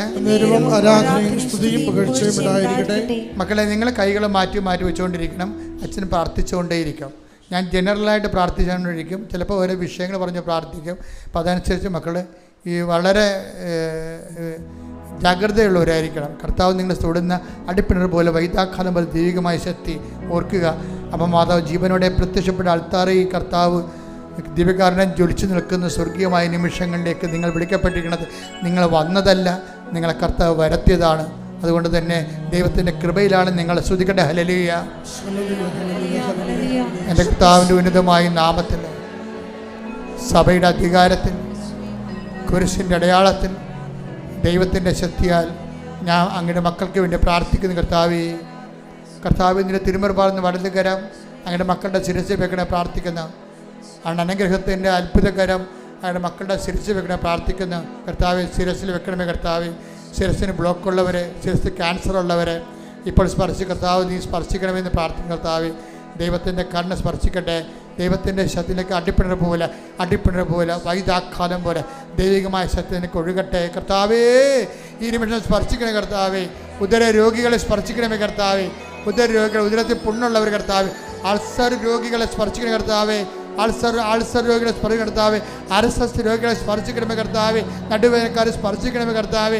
ഈശോ കുടലിപ്പ് കുരുക്കുള്ളവരെ സ്പർശിക്കണേ കർത്താവേ. കോളം രോഗികളെ സ്പർശിക്കണേ കർത്താവേ. ഈശോ എല്ലാ മക്കളെയും ശബ്ദ നിൻ്റെ ദൈവികമായ ശക്തി കൊടുക്കട്ടെ കർത്താവേ. കരരോഗികളെ സ്പർശിക്കണമേ. ഉദര രോഗികളെ സ്പർശിക്കണമേ. ഹൃദയ രോഗികളെ സ്പർശിക്കണമേ. തൈറോയ്ഡ് രോഗികളെ സ്പർശിക്കണമേ. യേശുവിൻ്റെ നാമത്തിൽ അപ്പാ അങ്ങേപ്പുത്രൻ യേശു ക്രിസ്തുവിൻ്റെ നാമത്തിൽ അപ്പാ കൈകൾ നീട്ടണമേ.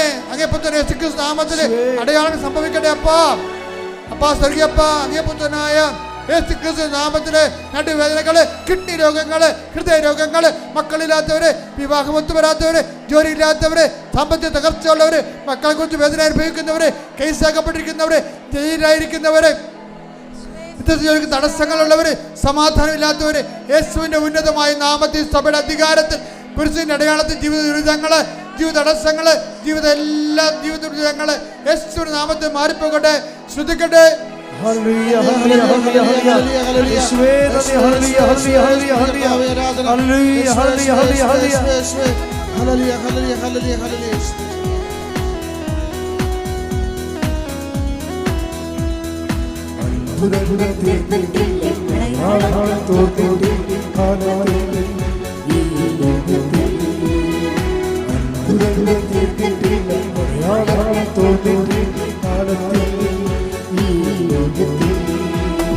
ദൈവശക്തി കുറഞ്ഞിട്ടില്ല, ദൈവത്തിൽ കൈതാങ്ങില്ല ലോകത്തിൽ. ദൈവശക്തി കുറഞ്ഞിട്ടില്ല, ദൈവത്തിൽ കൈതാങ്ങില്ല ലോകത്തിൽ. പെരുമഴ പോൽ പെയ്യുന്നു, അത്ഭുതവും വിടുതലും ചെറുതറിയേ. പെരുമഴ പോൽ പെയ്യുന്നു, അത്ഭുതവും വിടുതലും ചെറുതറിയേ. പെരുമഴ പോൽ പെയ്യുന്നു, അത്ഭുതവും വിടുതലും ചെറുതറിയേ. പരിശുദ്ധ പരമദിവ്യകാരുണ്യത്തിന് എൻ്റെ മക്കളുടെ ജോലിയില്ലാത്തവരെ, ജോലി നഷ്ടപ്പെട്ടവരെ, ഏജ് ഓവറാകാൻ പോകുന്നവരെ, വിവാഹത്തിന് ഏജ് ഓവറായിരിക്കുന്നവരുണ്ട്, 39, 40, 45 വയസ്സൊക്കെ ഉള്ളവരുണ്ട്. അവരിവിടെ വിവാഹത്തിന് വേണ്ടി ഉടമ്പടി എടുത്തിട്ടുണ്ട്. അവരെല്ലാം ഈ പാനൽത്താരയിൽ ഓർക്കുന്ന കുടുംബത്തിലെ സാമ്പത്തിക ബാധ്യതകൾ വന്നിട്ടുള്ളവർ, വസ്തു വിൽക്കപ്പെടാത്തവർ, വസ്തുവുമില്ല, വീടുമില്ല, സ്ഥലവുമില്ലാത്തവർ, പോയി രക്ഷപ്പെടാൻ വേണ്ടി മക്കളുമില്ലാത്തവരുണ്ട്. ചിലക്കൊക്കെ മക്കളുണ്ട്, അവർക്ക് ജോലി കിട്ടുമെന്നുള്ള പ്രതീക്ഷ ഉണ്ട്. ചിലക്ക് അതുപോലും ഇല്ലാത്ത പ്രതീക്ഷയില്ലാത്തവരുണ്ട്. ദൈവമാണ് അവരുടെ പ്രതീക്ഷ. കർത്താവേ, നിൻ്റെ നാമത്തെ മഹത്വപ്പെടുത്തണമേ. കർത്താവേ, സഭയിലുള്ള സാന്നിധ്യം നീ പ്രകടമാക്കണമേ.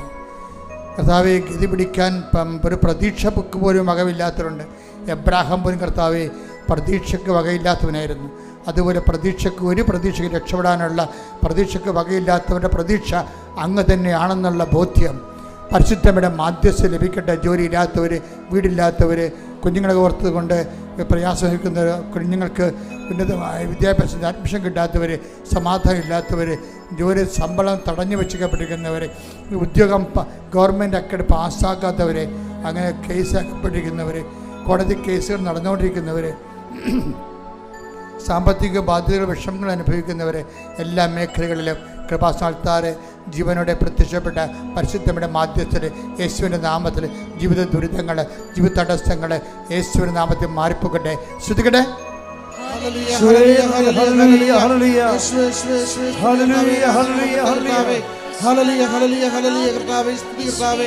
ആരാധന ആരാധന ആരാധന കർത്താവേ, സ്തുതി കർത്താവേ.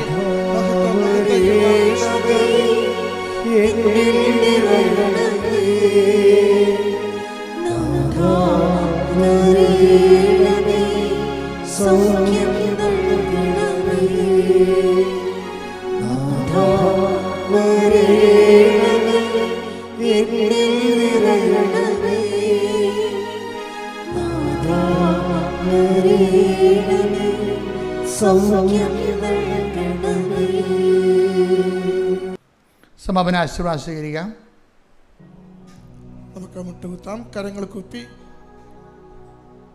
ഉടമ്പടി ധ്യാനത്തിലൂടെ ഇന്നേ ദിനം പരിശുദ്ധമ്മ ഈശോനാഥൻ നമുക്ക് വെളിപ്പെടുത്തിയ എല്ലാ സന്ദേശങ്ങളെയും ഹൃദയത്തിലേക്ക് സ്വീകരിക്കാം. ഉടമ്പടി ജീവിതം ഹെവി ഡ്യൂട്ടി പ്രോജക്റ്റ് പ്രയറാണെന്ന് ധ്യാനത്തിൻ്റെ ആരംഭത്തിൽ നമ്മോട് സൂചിപ്പിച്ചു.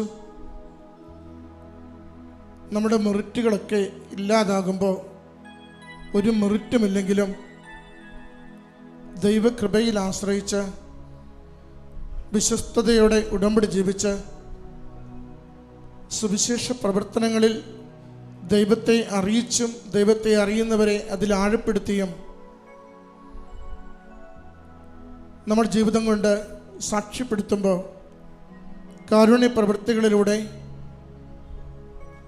ദൈവസ്നേഹത്തോടെ മറ്റുള്ളവരോട് ഇടപഴകുവാൻ തയ്യാറാകുമ്പോൾ ഈ ആലയത്തിൽ പ്രത്യക്ഷപ്പെട്ട അമ്മ മാതാവ് അമ്മയുടെ പ്രത്യക്ഷീകരണത്തിൻ്റെ കൃപയാൽ സൗഖ്യപ്പെടുത്തുന്ന, നിത്യം സഹായിക്കുന്ന ഈശോയുടെ സാന്നിധ്യത്താൽ, സ്പർശനത്താൽ നമ്മുടെ ജീവിത വിഷയങ്ങൾ എന്തു തന്നെയാണെങ്കിലും ഏറ്റെടുത്ത് നമ്മളെ അനുഗ്രഹിക്കുകയും നയിക്കുകയും ചെയ്യുമെന്ന് അച്ഛൻ്റെ സന്ദേശത്തിലൂടെ ധ്യാനത്തിലൂടെ നാം ഇന്ന് മനസ്സിലാക്കുകയായിരുന്നു.